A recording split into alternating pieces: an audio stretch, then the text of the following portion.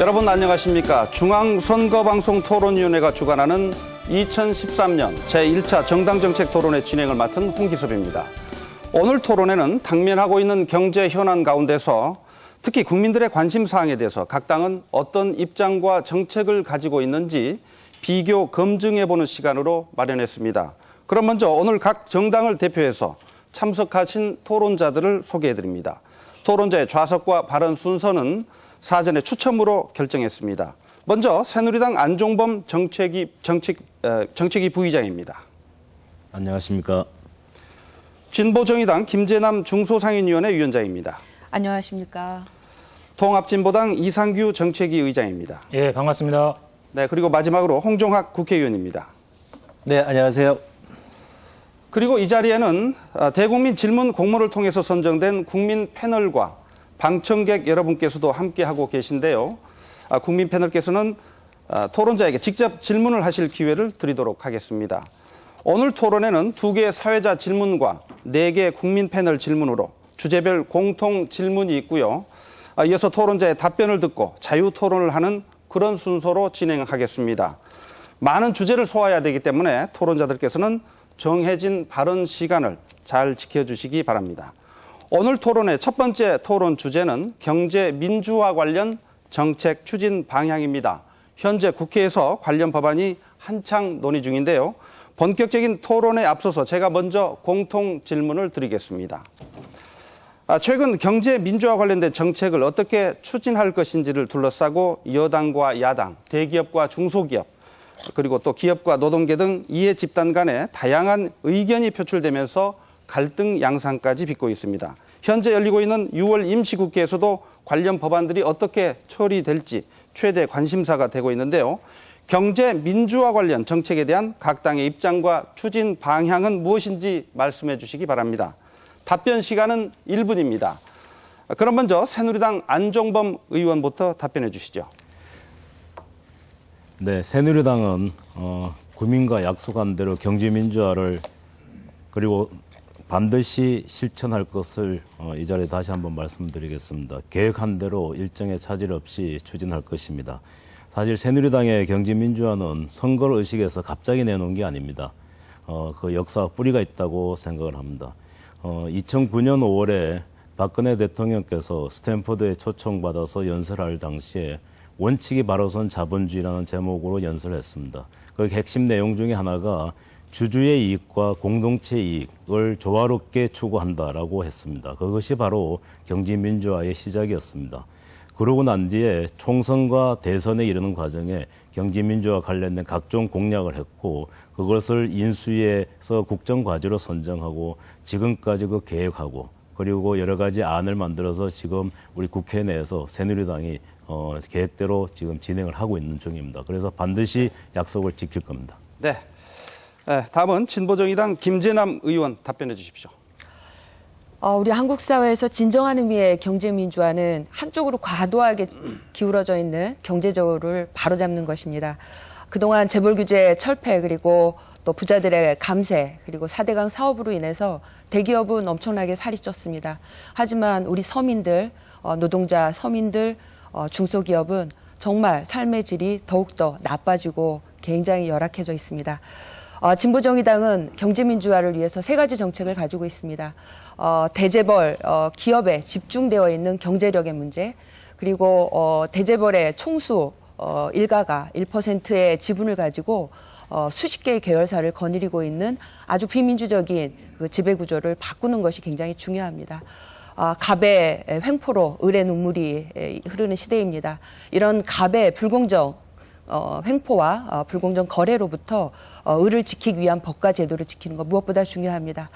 3번째는 노동이 존중되는 사회에야말로 경제민주화를 이루는 첩경입니다. 네, 답변 시간이 지났는데요. 네, 좀 지켜주시기 바랍니다. 다음 차례는 통합진보당 이상규 의원입니다. 예, 재벌 체제를 그냥 두고 경제 민주화가 과연 가능할까요? 을의 눈물을 닦아주겠다, 상생하자 목소리를 높이곤 있지만 들여다보면 을에게 조금 더 떼어주겠다고 하는 조삼모사에 불과합니다. 속으시면 안 되죠. 횡포를 부린 절대 강자, 여기가 핵심입니다. 문화발 확장, 납품 단가 후려치기, 최근 밝혀진 역외 탈세까지 재벌 체제를 해체하여 국민의 품으로 돌려줘야 합니다. 먼저 순환출자 금지, 출총제, 금산분리, 지주회사 개혁, 계열분리, 명령제 등으로 재벌 소유 구조를 바꾸어서 전문 대기업으로 육성하겠습니다. 두 번째, 재벌 횡포를 내부에서 견제할 노동조합을 혁신, 강화하고 공동 결정법으로 기업의 활력을 제고하겠습니다. 세 번째, 소비자 권리를 향상시켜 감시 기능을 높이고 경제 성과를 서민에게 돌리겠습니다. 무상급식, 무상의료를 선도해온 진보당이 경제 민주화에서도 진일보한 해법을 제시하겠습니다. 감사합니다. 네, 마지막으로 민주당 홍종학 의원 답변 차례입니다. 국민 여러분, 요즘 정말 어려우시죠? 새 정부에 기대도 하셨지만 정부와 여당은 여전히 재벌과 부자 편만 들고 있어서 속상하시죠? 저도 국회의원이 되기 전에 우리 국민들의 삶이 얼마나 어려운지 잘 몰랐습니다. 국회의원이 되고 나서 그 무시무시한 국세청을 조르고 졸라서 자료를 받아보니 결과는 참담했습니다. 우리 국민의 절반인 943만 명이 월 140만 원도 못 받고 있었습니다. 최저임금도 못 받는 국민의 수가 670만 명에 달했습니다. 반면에 정부는 재벌에게 무려 5조 4천억 원이라고 하는 막대한 세금을 깎아주고 있었습니다. 재벌에게 특혜를 주는 이런 감면을 깎아서 서민들에게 일자리를 만들어주고 소득을 늘려주는 것, 이게 경제민주화 아니겠습니까? 네. 저희 민주당이 반드시 해내겠습니다. 이상입니다. 네, 네 분 답변 다 잘 들었습니다. 지금부터는 토론자 간 자유롭게 발언하는 자유토론으로 이어가겠습니다. 발언 시간은 한 분당 총 2분 30초씩이고요. 가급적 시간을 나누어서 토론해 주시기 바랍니다. 첫 발언은 순서에 의해서 새누리당 안종범 의원부터 시작합니다마는 이후에는 순서와 상관없이 사회자에게 발언권을 얻어서 자유롭게 발언해 주시기 바랍니다. 네, 그럼 먼저 새누리당 안종범 의원부터 발언 시작해 주십시오. 네, 지금 방금 세 분 말씀 잘 들었습니다. 경제 민주화에 있어서는 다 똑같은 말씀을 하시고 저 또한 공감을 하고 있습니다. 그러나 방법에 있어서는 극명한 차이가 있는 것 같습니다. 저는 이 경제 민주화는 법만으로 되지 않는다고 생각합니다. 이 삼위일체가 돼야 됩니다. 법적인 노력하고 그다음에 공정위를 위시한 각종 행정기구가 강한 집행력을 발휘를 해야 되고, 세 번째는 사법부와 그리고 대통령이 강한 의지로 처벌을 강화하고 사면을 하지 않는 겁니다. 이와 같이 삼일체가 돼야 될 때 비로소 경제민주화가 이룩되는 겁니다. 뒤에 행정력이나 사면권을 남발한 상태에서 법만 강화해서는 결코 되지 않는 것입니다. 이 점에서 이 세 분 의견이 어떠신가 한번 여쭤보고 싶습니다. 네, 이어서 자유토론해 주실 분 어느 분이 하시겠습니까? 네, 제가 하겠습니다. 네, 지금 민주당의 홍종학 의원 말씀해 주시죠. 안종범 의원님 말씀하신 대로 이렇게 이제 여러 가지 측면에서 우리가 경제 민주화를 할 수 있는데요. 그럼 쉬운 것부터 하면 되는 거 아니겠습니까? 그럼 그렇죠. 정부에서 약속한 대로 재벌의 비과세 감면부터 깎자. 저희가 작년부터 주장을 했던 거고요. 그걸 반대한 것이 새누리당 아니었습니까? 지금 6월 달에 안종범 의원님 지금 저하고 같이 조세소위에 있지 않습니까? 안종범 의원님 같이 개혁적인 분이 하시면 되는 거 아닙니까? 그러니까 새누리당은 지금 겉으로는 재벌의 비과세 감면 없애겠다 이렇게 얘기를 하시고서는 실제로는 서민들 무슨 부가가치세나 올릴 생각하시고 세금을 넓게 걷어야 된다 이런 얘기만 하시지, 실제로 5조 4천억 원에 달하는 저 막대한 재벌에 대한 비과세 감면 깎는 거에 대해서는 동의를 안 해주시거든요. 새누리당이 동의되면 그냥 당장 내년부터 5조 원 생기는 겁니다. 이거 왜 안 하십니까? 네, 지금 재벌 이야기하시고 새누리당 안종범 예, 재벌 이야기하시고 재벌이 많은 세금을 비과세 감면을 통해서 안 내고 있다고 이야기하셨는데 그건 사실입니다. 그런데 재벌이 범죄자가 아닙니다. 비과세 감면 왜 생겼냐? 바로 투자를 하고 일자리 창출을 통해서 세액공제 받은 부분이 상당히 많이 있습니다. 그것마저 다 없애자라고 했을 때 어떤 일이 생길 건지를 분명히 보고 말씀하셔야 될 것 같고요. 또 이 경제민주화 차원에서도 우리가 편을 갈라서 1대 99다, 재벌이다, 부자는 무조건 옥을 져야 된다라고 하는 발상이 우리 국민을 또다시 분열에 빠뜨리고 할 가능성이 있기 때문에 그야말로 우리 서민을 위한 정치를 하지만 그럼에도 불구하고 우리 경제는 기업이 다 함께 가야 된다는 점을 반드시 좀 인식을 했으면 좋겠다는 생각이 듭니다. 문제가 있는 것 같습니다. 네, 통합진보당 이상규 의원 자유토론 해주시죠. 지금 이제 편을 가르지 말자라고 말씀하셨는데 사실은 편을 가른 거는 힘이 있는 쪽에서 먼저 편을 가른 거죠. 저는 그건 분명히 했으면 합니다. 삼위일체를 말씀하셨는데 작년 연말에 그 유통산업발전법 같은 경우에는요. 원래 상인들의 요구는 9시에서 9시까지 규제하자 그런 거였죠. 그런데 이게 지경위에서 통과되는 과정에서 10시부터 10시로 줄어들었습니다. 근데 대통령 후보 한마디에 이게 무산돼 버렸어요. 그래서 12시로 원래하고 똑같이 사실은 돼버리고 아침 시간만 조금 줄어들었습니다. 삼위일체를 말씀하셨지만 새누리당 국회의원들도 그리고 대통령도 전혀 경제 민주화에 대한 의지가 보이지 않았던 겁니다. 이렇게 가진 자들을 위한 정치를 하고 있는데 새누리당에서는 어떻게 경제 민주화라고 그렇게 얘기할 수 있겠습니까? 네, 새누리당 안종범 의원 발언 예, 시청하겠습니다. 우리 김재남 의원님, 죄송합니다. 이상규 의원님 말씀하신 대로 작년에 그런 일이 있었습니다. 그렇지만은 대통령께서 말씀하셔서 그렇게 된 게 아니고요. 당신은 아시겠지만 이 소상공인들이 상당히 많이 또 욕을 한 측면도 분명히 있습니다. 상인들의 요구는 그게 아니었죠. 그렇지 않습니다. 와서 국회에 와서 기자회견도 하고 했습니다. 그래서 법사위와 여러 상임위 간에 논의하는 과정에 그런 측면이 있었고요. 더 중요한 거는 우리가 분명히 경제적 약자는 보호하고 지원해야 된다는 것은 변함이 없습니다. 그럼에도 불구하고 편을 갈라서 뭔가 국민으로 하여금 대기업이나 재벌은 무조건 나쁜 그룹이다라고 몰아붙이기에는 우리 경제가 어느 정도 커 있고 우리가 서로 함께 가야 될 측면이 분명히 있다는 점이죠. 좀 전에 그 홍정학 의원이 말씀하신 비과세 감면 같은 경우에도요. 그거는 재벌이 악이다. 거기서 출발한 게 아닙니다. 비과세 감면이 워낙 무분별하게 남발됐습니다. 30조가 넘습니다. 예? 지금 그와 유사한 것까지 치면 50조가 넘는다고 하는 그런 분석까지 나와 있는데요. 근데 명백하게 재벌에게 돌아가는 비과세 감면도 5조가 넘는다. 근데 이것을 해결하자는 것이 왜 편가르기입니까? 저는 새누리당에서 이런 식의 그 관점을 갖고 있다고 하면 경제 민주화 분명히 자초할 수밖에 없다.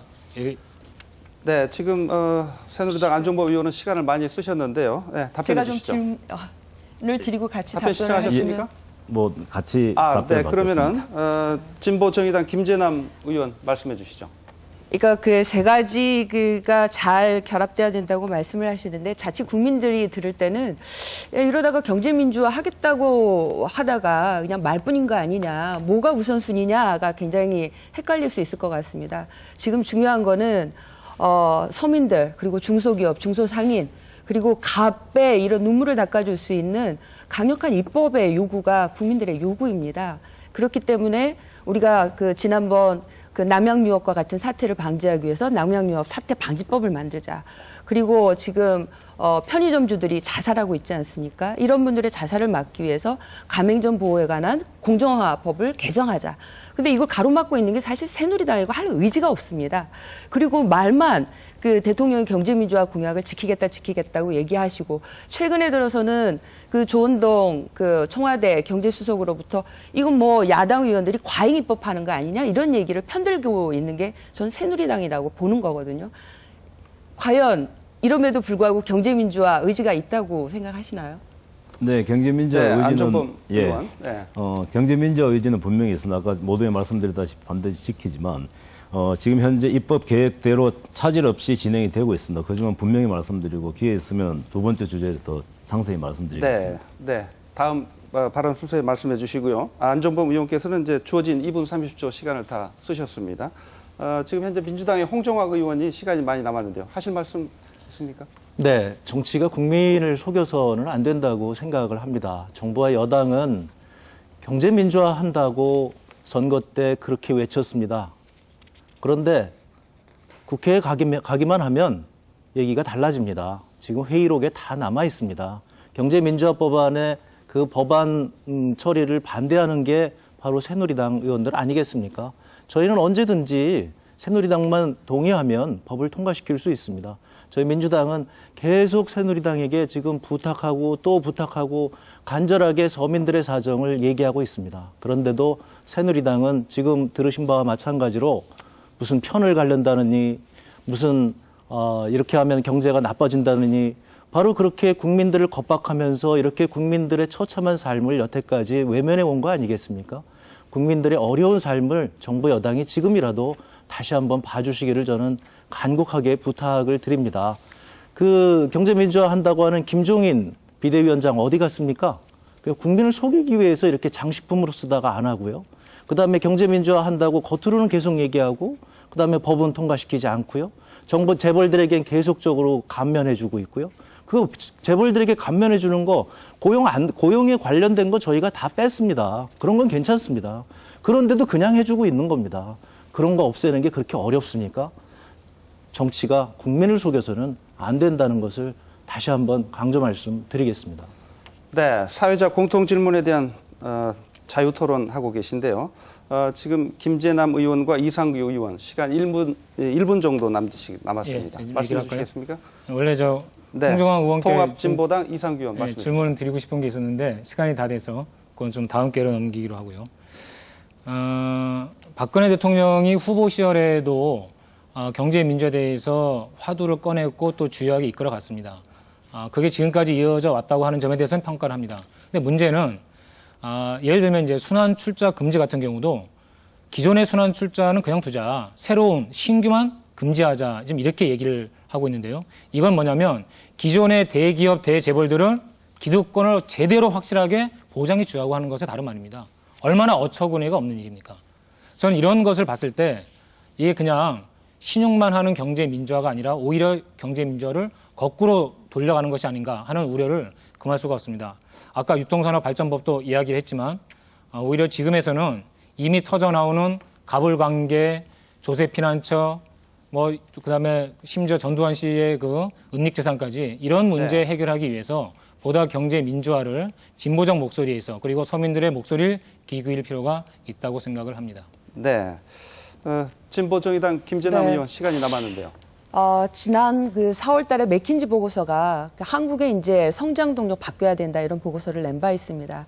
그러니까 지금까지 한국은 모든 것이 재벌에게 집중되어 있었다는 겁니다. 그리고 정부가 했던 것은 그 재벌 성장을 위해서 온갖 특혜, 비과세 감면 이런 게 집중을 시켜왔던 거고요. 그런데 지금 돌아와서 보면 이명박 정부 시절에도 재벌이 가지고 있던 자산 총액은 40%가 늘어날 때 우리 국민들의 지금 실정은 어떻습니까? 우리 국민들의 가계 총 부채 1,000조 원에 이르고 있습니다. 중산층이 무너지고 있고 중산층의 50%는 소득보다 지출이 더 많습니다. 빚을 더 많이 지고 있습니다. 이게 바로 우리 국민들의 실정입니다. 그래서 제가 앞서 말씀드렸을 때 경제 저울이 기울어져 있다. 너무나 지금 재벌에게 가 있는 이 경제 저울을 바로 잡아서 우리 서민들에게 나누자고 하는 겁니다.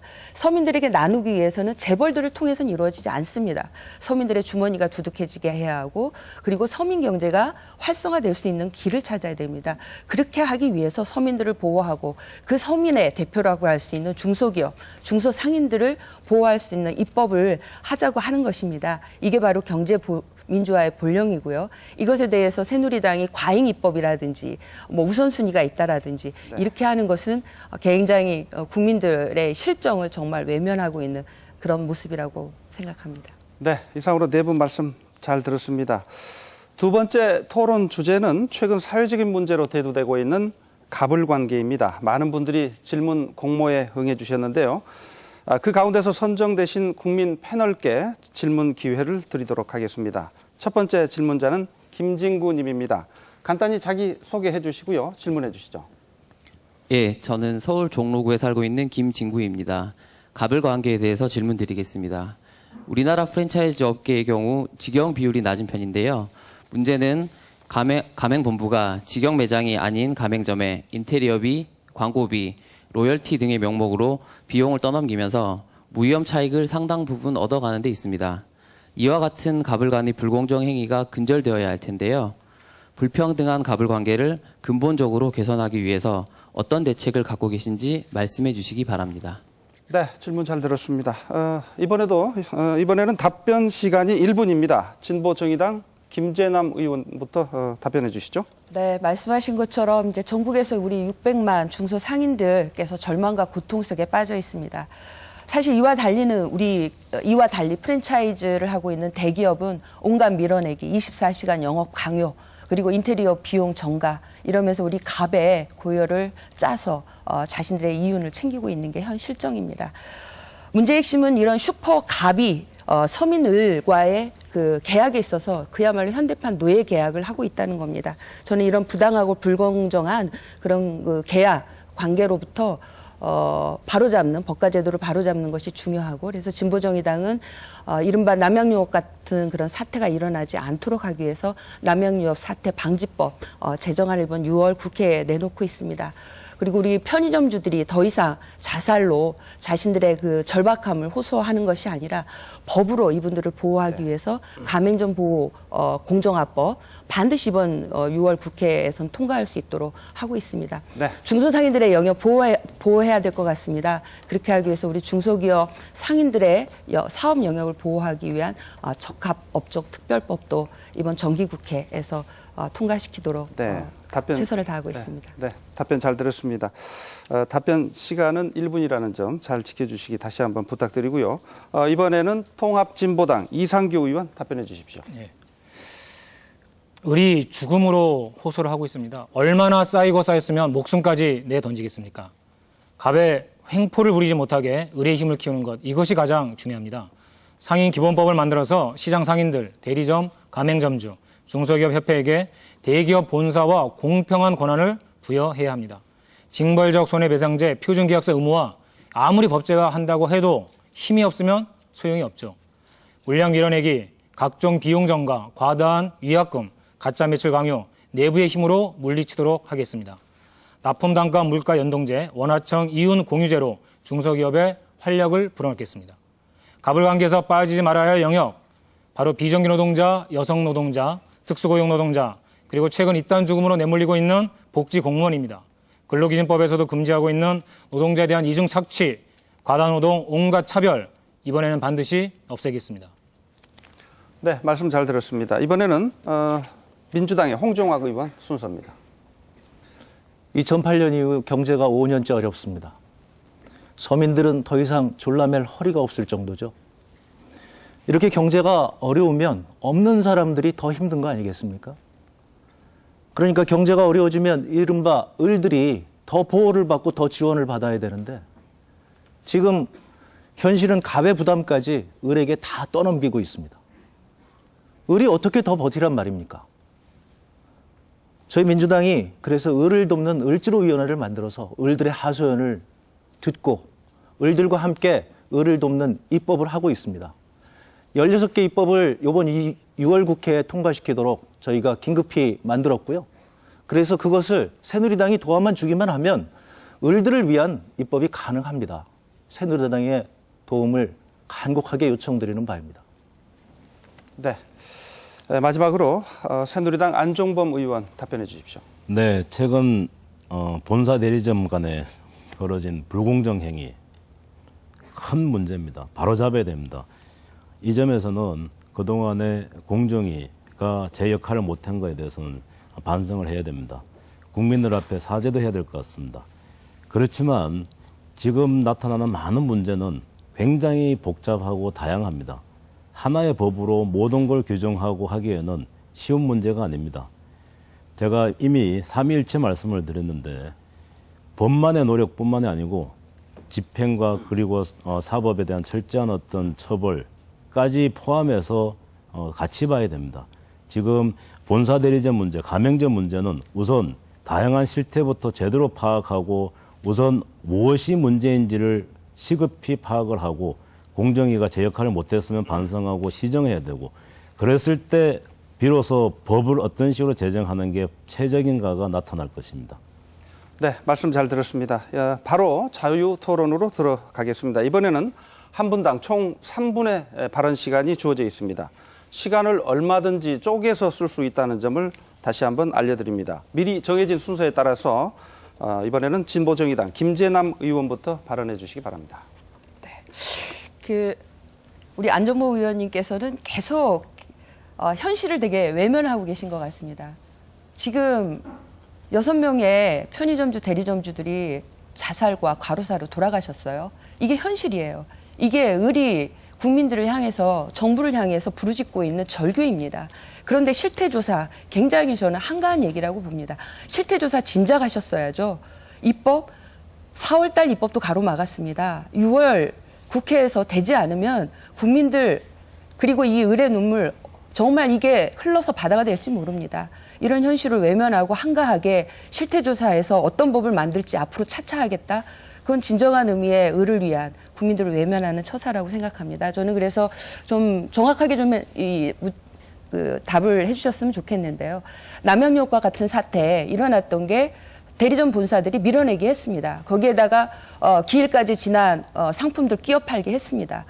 불공정 거래 했습니다. 그리고 리베이트까지 요구했습니다. 이게 현실입니다. 견디다 못해 자살까지 하는 거죠. 그래서 우리가 이런 법을 이런 대리점주들을 보호하려고 하다 보니까 법이 없어요. 법의 사각지대에 계신 거예요. 그래서 이른바 남양유업 사태 방지법 이런 걸 만든 겁니다. 이 법을 제정해서 이런 대리점주들을 보호하자라는 거였거든요.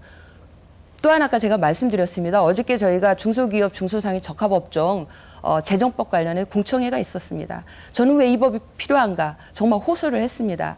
그런데 새누리당은 굉장히 또 역시 한가하게 그리고 정부 역시 한가하게 그거 지금 법할 급한 일이 아니다 이렇게 얘기를 하고 있었습니다. 저는 그래서 다시 우리 안전부 위원님께서는 정말 그렇게 한가하게 실태조사하고 입법을 어찌할 것인지 이렇게 하는 게 맞습니까? 이게 정말 의뢰의 현실을 외면하고 계신 것 같아서요. 네. 자유토론 새누리당 안종범 의원께서 신청하셨습니다. 네, 우리 김재남 의원님 말씀 잘 들었습니다. 한가하지 않습니다. 그렇기 때문에 더 신중해야 됩니다.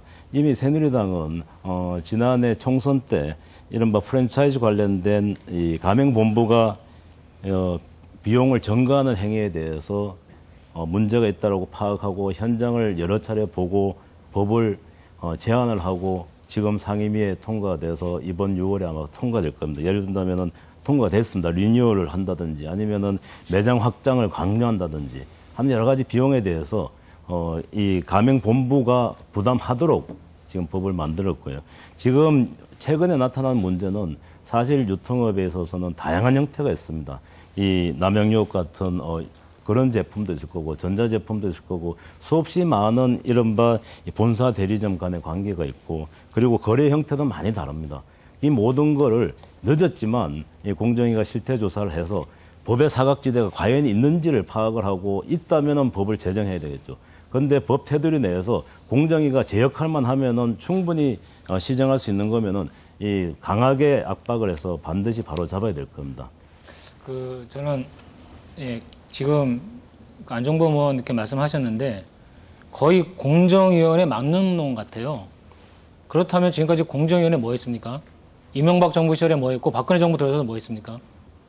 왜 이런 대목부터 반성을 하셔야 되는데 반성을 하시지 않는지 저는 그 대목에 대해서 질문을 하나 드리고요. 동시에 홍정화 의원님께도 하나 좀 질문을 드리고 싶은 게 의뢰 눈물을 닦아주겠다고 하는 거에 대해서는 동의를 합니다. 그런데 저희 고민은 뭐냐면 그러니까 의를 자꾸 보호해 준다고 해서 의리 과연 보호가 될 거냐. 의리의 힘을 키워야 되는 거 아니냐.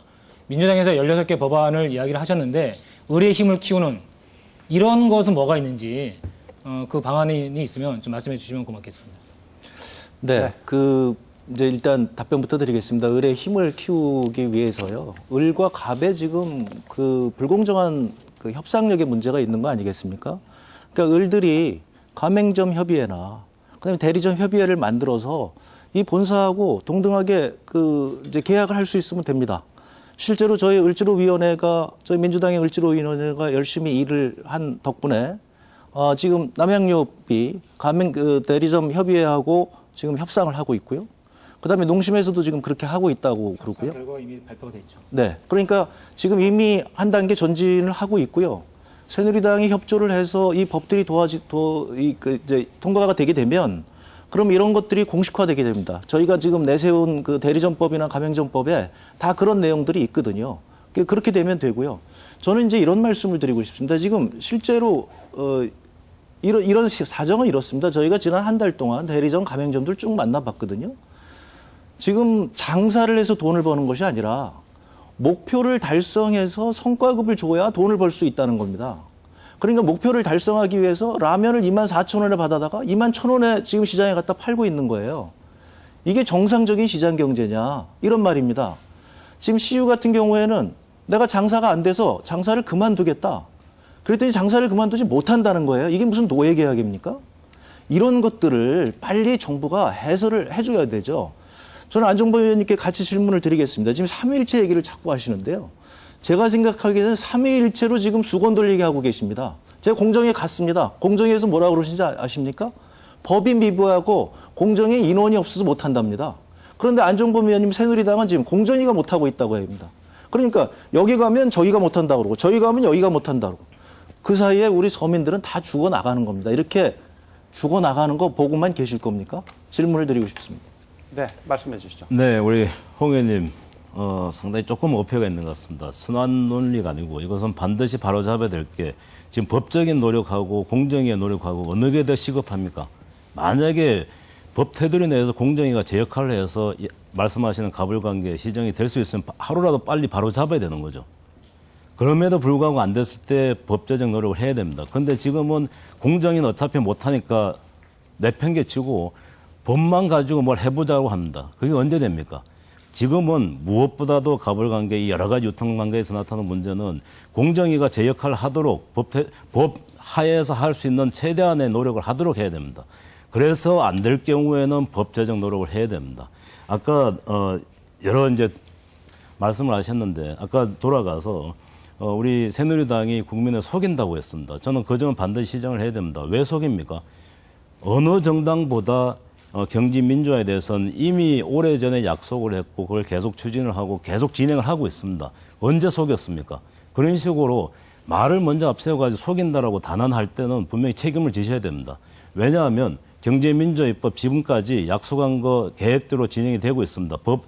우리 상임위 내에서 안 된다라고 하셨는데 무엇이 안 되는지 구체적으로 이야기해 보십시오. 적어도 공약한 거에 대해서 그동안 약속한 거에 대해서 경제민주화에 관련 입법을 우리가 안 하고자 한 게 무엇이 있는지를 이야기해야 된다는 겁니다. 이미 4월 국회에 통과시킨 법이 2가지입니다. 이번 6월 국회에도 통과시킬 예정으로 있는 것들이 한 5개 됩니다. 그리고 올해 내로 하고자 하는 걸 통틀어서 보면은 18개 보면 다 하도록 되어 있습니다. 그렇기 때문에 적어도 경제민주화 관한 새누리당이 국민을 속인다는 말씀은 적어도 거둬주셔야 됩니다. 네. 토론 이해하시겠습니까? 네, 저희가 하겠습니다. 저희가 지금 국회가 열릴 때마다 새누리당 쫓아다니면서 사정하시는 거를 국민들이 다 알고 있습니다. 속기록에 나와 있습니다. 지금 저희가 입법할 때마다 반대하시는 정당이 새누리당 아닙니까? 그러니까 안종범 위원님 같은 분은 나와서 우리는 하겠다고 그러고 실제로 법안 소위에 가게 되면 이래서 안 된다, 저래서 안 된다. 지금도 그런 거 아니겠습니까? 공정위 여당 아닙니까? 그럼 공정위에 촉구하시면 되죠. 그럼 공정위에 촉구하시면 될 일을 공정위에 촉구 안 하시고 방송에 나와서 얘기하고 계십니다. 이게 국민을 속이는 일이 아니고 무엇이겠습니까? 네, 제가 먼저 말씀 새누리당 안종범 의원께서는 바른 토론 시간을 다 쓰셨고요. 김재남 진보정의당 김재남 의원 말씀해 주시죠. 안종범 의원님께서 답은 못 하시겠지만 그냥 제가 하여튼 말씀드리겠습니다. 아까 그 공정위원회가 제 역할을 하면 좀 이 얘기를 하셨는데 제가 지난번 대정부 질의 때도 얘기를 드렸습니다만 최근에 그 편의점주 많은 분들이 돌아가셨는데요. 그 편의점 하셨던 곳이 CU입니다. 그 CU의 그 본사가 BGF 리테일이라고 하는 곳이에요. 그런데 여기가 지난해 공정위원회로부터 공정거래 자율준수 우수 평가증을 받았어요. 그때는 우리 편의점주들이 너무 힘들어갖고 불공정 시정해달라고 공정위원회에 수차례 시정 요구를 하고 있었던 중이었어요. 그런데 그 본사가 뭘 받았냐? 공정거래 우수 평가증을 받았어요. 그 공정거래위원회가 그거 주고 있었던 거거든요. 이런 실태조사도 안 하고 심지어는 편의점주들이 힘들다, 불공정이 있다고 하는 시정 요구를 했음에도 불구하고 실태조사도 하지 않고 그런 평가증을 줬던 공정거래위원회 우리 국민들 의을들이 어디다 기댑니까? 그런 문제가 있었다라고 하는 거를 좀 분명히 인지를 해주시고요. 네. 시간이 다 돼서 드린 말씀 통합진보당 이상규 의원 자유토론 시간이 많이 남았는데요. 네. 쓰시겠습니까? 안종범 의원이 지금 얘기한 것처럼 저는 아주 새빨간 거짓말이라고 생각하지는 않습니다. 그런데 과연 실행 의지가 있는지 그리고 실제로 실현해 가고 있는지에 대해서는 의문을 가질 수밖에 없는 거죠. 지금 돌아가는 상황이 실제 그렇습니다. 그리고 김재남 의원도 질타를 했지만 실태 조사하겠다 3일째 이건 한가한 이야기일 수밖에 없는 거죠. 그러니까 그리고 저는 이제 민주당이 상당히 노력하고 있는 거에 대해서도 이제 그건 좋지만 좀 유감인 건 뭐냐면, 그러니까 새누리당에 그렇게 저는 호소할 문제인가, 오히려 을의 눈물을 닦아주는 게 아니라 을과 함께 그 속에 함께 뒹굴어 나가면서 이 문제를 해결해야 되는 것이 아닌가. 그러면 새누리당으로서도 어찌할 수 없는 거대한 힘을 함께 만들어서 이 문제를 풀 수가 있습니다. 새누리당만 바라보는 이런 정치를 이제 그만둬야만 이 경제 문제, 가불의 문제도 해결되는 것이 아닌가. 여기 지금 제가 갖고 있는 이 사례 중에 하나가 이런 게 있는데요. 유명 백화점의 유명 화장품에 근무하는 분입니다. 임신을 해갖고 병가를 요청했는데 병가를 거부했어요. 결국 일하다가 양수가 터져서 병원에 실려가는데 관리자가 전화를 합니다. 다음 기다리는 분 어떻게 할 거냐. 이게 지금 현실이에요. 저는 그런 면에 있어서 야당이 보다 힘을 합할 뿐만 아니라 새누리당도 국민에게 약속한 거, 국민 통합이라고 이야기한 거 절대로 한 발자국도 움직이지 말고 제대로 실현했으면 좋겠다. 황우여 대표 얼마 전에 그 얘기했습니다. 선우차 완급 조절해야 된다고. 결국 속도 조절론이죠. 안종범 의원과 다른 이야기가 새누리당 내에서 터져나오는 새누리당 내부부터 정리 잘 하시길 바랍니다. 네, 홍정학 의원 20여 초 발언 시간이 있는데요. 쓰시겠습니까? 아니면 네, 쓰겠습니다. 다음, 네. 말씀해 주시죠. 이제 제가 말씀드리는 게 이런 겁니다. 저희는 진정성이 세상을 바꾼다고 생각을 합니다. 저희가 진정성을 가지고 새누리당에게 호소하고 있습니다.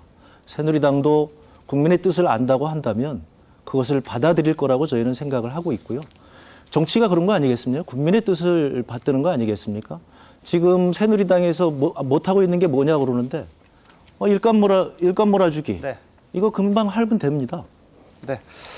발언 시간 다 됐습니다. 지금 통합진보당 이상규 의원 발언 시간 20여 초 남았는데요. 다음으로 넘어가죠. 다음에 쓰시겠습니까? 네. 이상으로 갑을 관계에 대한 국민 패널 질문에 대해서 자유토론 해봤습니다. 세 번째 토론 주제는 최근에 쟁점으로 급부상하고 있는 통상임금입니다. 이번 주제 역시 국민 패널께서 질문해 주시도록 하겠습니다. 두 번째 질문자 최영란님. 네, 간단히 자기 소개해 주시고 질문해 주시죠. 네, 저는 서울 강서구에 사는 최영란입니다. 질문 드리겠습니다. 통상임금 선정 기준에 대한 논란이 뜨거운데요. 통상임금에 상여금을 포함시킬 경우 법적 일관성 유지 차원에서 최저임금 산정에도 상여금을 포함시켜야 합니다. 이 경우 저임금 노동자들의 임금이 지금보다 현저히 줄어드는 현상이 발생할 수도 있습니다. 이러한 경우 등 통상임금과 관련하여 경영자는 경영자대로, 근로자는 근로자대로 입장이 모두 다를 것입니다. 통상임금과 관련된 문제와 해결 방안에 대해 말씀해 주십시오. 네, 질문 잘 들었습니다. 답변 시간은 1분입니다. 이번에는 순서에 의해서 통합진보당 이상규 의원께서 답변해 주시겠습니다. 예, 통상임금 문제 순리대로 풀어나가야 합니다. 노동자에게 고정적, 일률적, 정기적으로 지급하는 것이 통상임금이죠. 통상임금을 회피하려고 수당 만들고 상여금 만든 다음에 기본급을 확 낮춰버린 꼼수를 쓴 겁니다.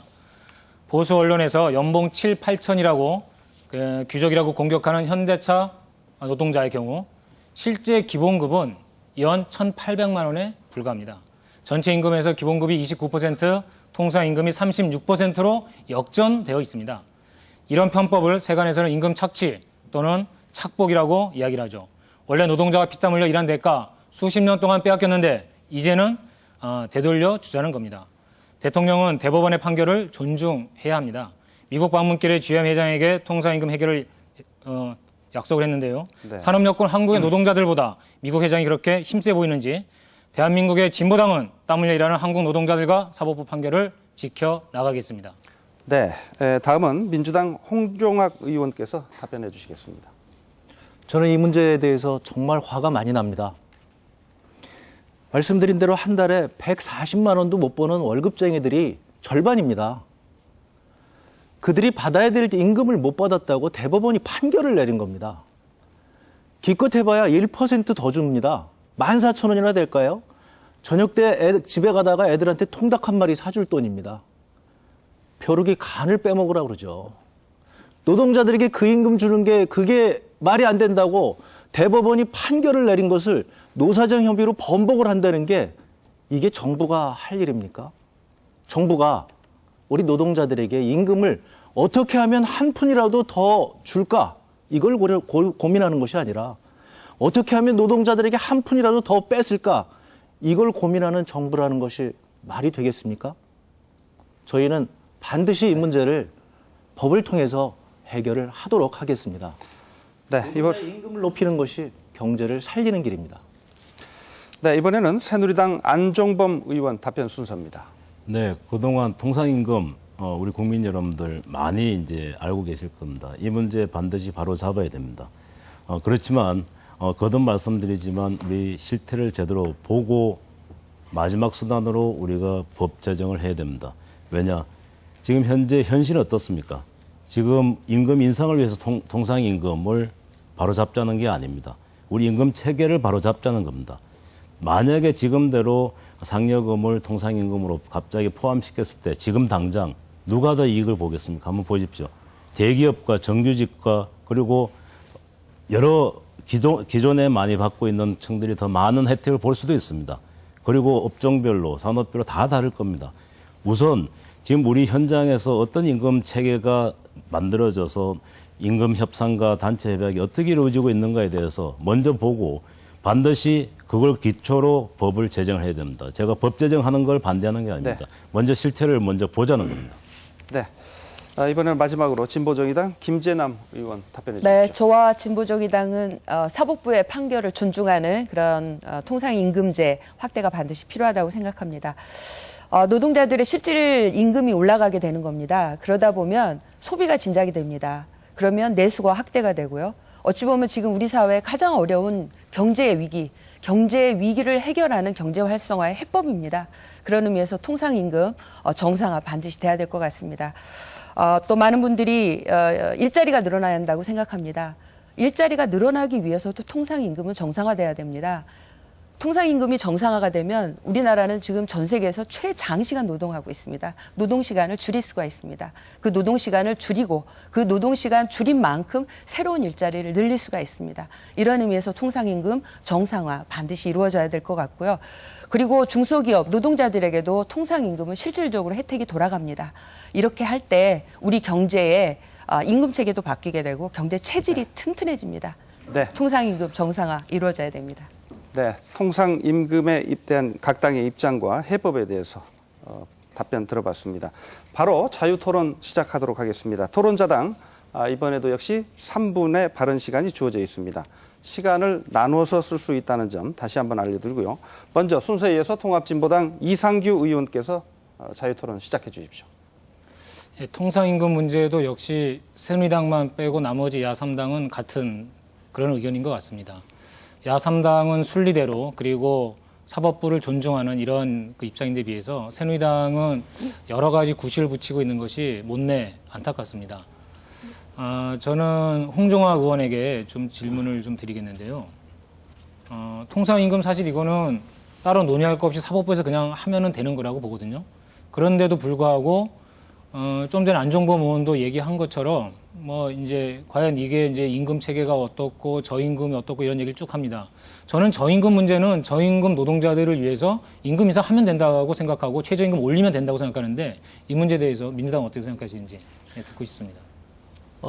네, 지금 이제 이상규 의원님께서 말씀하신 대로 저도 의견이 같은데요. 지금 이 통상임금의 문제는 대법원이 이미 결정을 내린 거거든요. 우리가 잘 알다시피 대법원이 굉장히 보수적인 데 아닙니까? 그런데 노동자에게 유리한 판결을 내렸다고 해서 이 정부가 내세우는 법과 원칙, 지금 그 법을 노사정 협의로 번복을 시키겠다는 거 아니겠습니까? 그런 면에서 이제 저희가 안타깝게 생각을 하는 거고요. 그렇죠. 문제는 뭐냐면 지금 말씀하신 대로 저임금 노동자들은 이걸 다 지금 소송을 통해서 돈을 받아야 되는 겁니다. 그러면 정부가 소송 비용을 어떻게 대신해 줄 겁니까? 그러니까 그 저임금 노동자들은 혜택을 못 받으니까 그것을 법을 빨리 만들어서 저임금 노동자들도 혜택을 받게 하자. 역시 그게 맞는 거죠. 예. 네, 그렇게 저희는 생각을 하고 있고요. 지금 이런 얘기 할 때마다 자꾸 5%밖에 안 되는 그 고임금 노동자들만 얘기하는데 나머지 95%를 생각을 하셔야죠. 5%의 문제가 있다고 해서 95% 저임금 노동자들에게 혜택을 주는 거를 못 주겠다. 이것이 박근혜 정부가 얘기하는 원칙인지, 그러면 박근혜 정부의 원칙이라고 하는 것은 재벌과 부자만을 위한 원칙이 아니냐, 저희는 이렇게 의심이 되는 거죠. 네, 새누리당 안종범 의원. 네, 말씀해 박근혜 정부 새누리당은 재벌과 부자를 위한 정당이 아닙니다. 자꾸 그런 식으로 선언적으로 말씀하실 필요는 없는 것 같고요. 통상임금 문제도 이 대법원 판례가 있습니다. 그래서 우리가 바로 잡아야 됩니다. 그런데 먼저 현장을 보자는 겁니다. 그 점에서 왜 부정을 하고 왜 법 가지고 빨리 모든 걸 해결하자라고 하시는지 이해가 안 갑니다. 왜? 이번에 민주당은 홍영표 의원님하고 또 진보정의당은 심상정 의원님이 통상임금 관련된 법을 내셨습니다. 최근에 내셨습니다. 그 법을 왜 미리 안 내셨습니까? 저는 적어도 법을 만들 때는 굉장히 신중하고 실태를 파악하고 또 필요하다면 노사정 협의가 이루어진 다음에 해야 된다고 봅니다. 왜냐하면은 모든 기업에서 산별로 업종별로 여러 근로 형태별로 노와 사 간의 임금 협상하고 단체 협상을 하고 있습니다. 현재 통상임금의 어떤 기준 하에서 하고 있습니다. 그런데 이것이 과연 노사정 협의를 통해서 산별로 기업별로 어떻게 임단협의 바꿔지고 할 건지에 대해서 사전에 충분히 논의를 하고 난 뒤에 노사정 협의 하에서 이게 바로 통상임금을 규정하는 새로운 법으로 적절하겠다라고 했을 때 법을 만들어도 충분히 가능하다고 보입니다. 지금은 바로 실태를 파악을 하고 제대로 된 임금 체계를 먼저 만드는 게 중요하다는 겁니다. 많은 기업의 수준이나 업종별로 다 임금 협상 또 단체 협상이 기존의 통상임금 체제 하에서 이루어지고 있기 때문에 반드시 갑자기 법을 통해서 한꺼번에 일률적으로 적용했을 때 분명히 유불리가 있고 오히려 비정규직이나 나머지 직종들이 어려운 우리 근로자가 더 손해볼 수도 있기 때문에 하는 말씀입니다. 네. 네. 민주당 홍정화 의원. 지금 안종범 의원님께서 크게 이 문제를 호도를 하고 계시는데요. 이 문제는 뭐냐면요. 지금 노동자들이 일을 해서 받을 임금을 못 받은 겁니다. 지난 3년간, 뭐 그 전부터겠죠. 근데 우리 지금 법적으로 3년이 돼 있으니까 3년간 이미 노동을 했고 받아야만 되는 임금을 지금 못 받은 겁니다. 그걸 대법원이 주라고 지금 판결을 내린 거고요. 그걸 받기 위해서 지금 저소득 노동자들이 그걸 다 소송을 하는 것이 옳습니까? 네. 네, 말씀해 주시죠. 예. 지금 그것도 아까 말씀하신 대로 정기성, 일류성, 근로 대가성 이 세 가지 기준 하에 지금 통상임금이 오랜 기간 지속되고 있습니다. 아시다시피 이 문제는 그렇게 일률적으로 단편적으로 해서 법을 하나 딱 만들어서 이대로 다 따르라고 했을 때 해결될 문제가 아니라는 거죠. 적어도 노동 현장에 가서 한번 보십시오. 생산직, 그다음에 사무직, 또 그리고 정규직, 비정규직 이 우리 임금 형태가 얼마나 복잡합니까? 그걸 보고 현장을 기초로 해서 한번 제대로 보고 가장 좋은 법을 만들자는 겁니다. 지금 갑자기 이번 6월에 와서 최근에 법을 내놓고 빨리 통과시키자라고 하는 것보다 적어도 이제 노사정위원회가 구성이 됐으니까 충분히 논의를 해서 가장 좋은 법을 만들자는 차원입니다. 제가 다시 한번 좀 말씀드리겠는데요. 임금체가 복잡한 건 사실입니다. 근데 왜 복잡해졌습니까? 통상임금 제대로 안 주려고 그렇게 한 거 아닙니까? 노동자들이 일을 했는데 일하는 만큼의 대가를 안 주고 꼼수를 써갖고 자기 이익만 착복하려고 그래서 임금체계를 복잡하게 만들어버린 거예요. 가진 사람들이, 기업가들이. 그래서 약자인 노동자들이 우리가 일한 대가를 정당하게 달라 이렇게 소송을 한 거라고 여러 번 얘기하는 거 아닙니까? 그런데 임금체계가 복잡하니까 실태를 더 알아보자. 만약에요. 미국에 가서 박근혜 대통령께서 GM 회장에게 그렇게 약속만 안 했으면은 이거를 그냥 대법원 판결대로 그냥 다 따르면 됩니다. 그러면 밀린 임금 다 받아낼 수 있는 거예요. 제가 보기에는 아까 안종범 의원께서 새누리당은 재벌 편 들지 않는다라고 말씀하셨는데 정확하게는 미국 편 드는 거죠. 미국 회장 한마디에 대통령까지 사법부 판단을 이렇게 무시할 수 있습니까? 제가 볼 때는 이해가 안 갑니다. 대한민국의 대통령인지 대한민국 국민, 대한민국 노동자를 위해 줘야 되는 거 아닙니까? 네, 사법부 판단에 따라서 반드시 바로 잡아야 됩니다. 그 절차가 법을 제정하는 거죠. 그 제정하는 그 중간 단계에서 해야 될 일이 많다는 겁니다. 92년에 노태우 정권 때는 총액임금제라는 걸 만들었습니다. 이 법인 내에서 모든 임금을 다 포함시키라고 했습니다. 네. 그런데도 불구하고 100여 개 이상의 수당이 생겨났습니다. 그게 우리 노동 현장입니다. 우리가 현실을 보고 풍선 효과라고 하는 말까지 나올 정도니까 적어도 이 현장을 보고 법 제정을 최선의 법 제정을 하자는 그런 네. 차원입니다.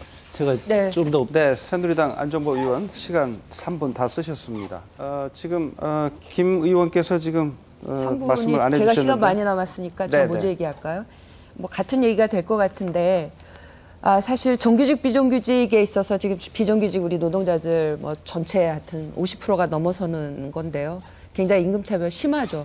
저는 이런 임금차별을 없애기 위해서도 정규직의 통상임금제도가 아주 정상적으로 이루어져야 된다라고 생각합니다. 왜냐하면 비정규직의 임금체계가 정규직에 준해서 나오는 거기 때문에요. 근데 지금 정규직의 임금체계가 비정상적이라는 거죠. 말씀하신 것처럼 기본급이라고 하고 수당이라는 걸 별도로 되어 있는데 사실상 수당은 거기에 가족을 부양해야 할 책임, 또 주거, 교육 이런 걸 하기 위해서 사실 임금이 있는 거거든요. 근데 그게 기본급에 들어가지 않고 수당으로 다 빠져 있습니다.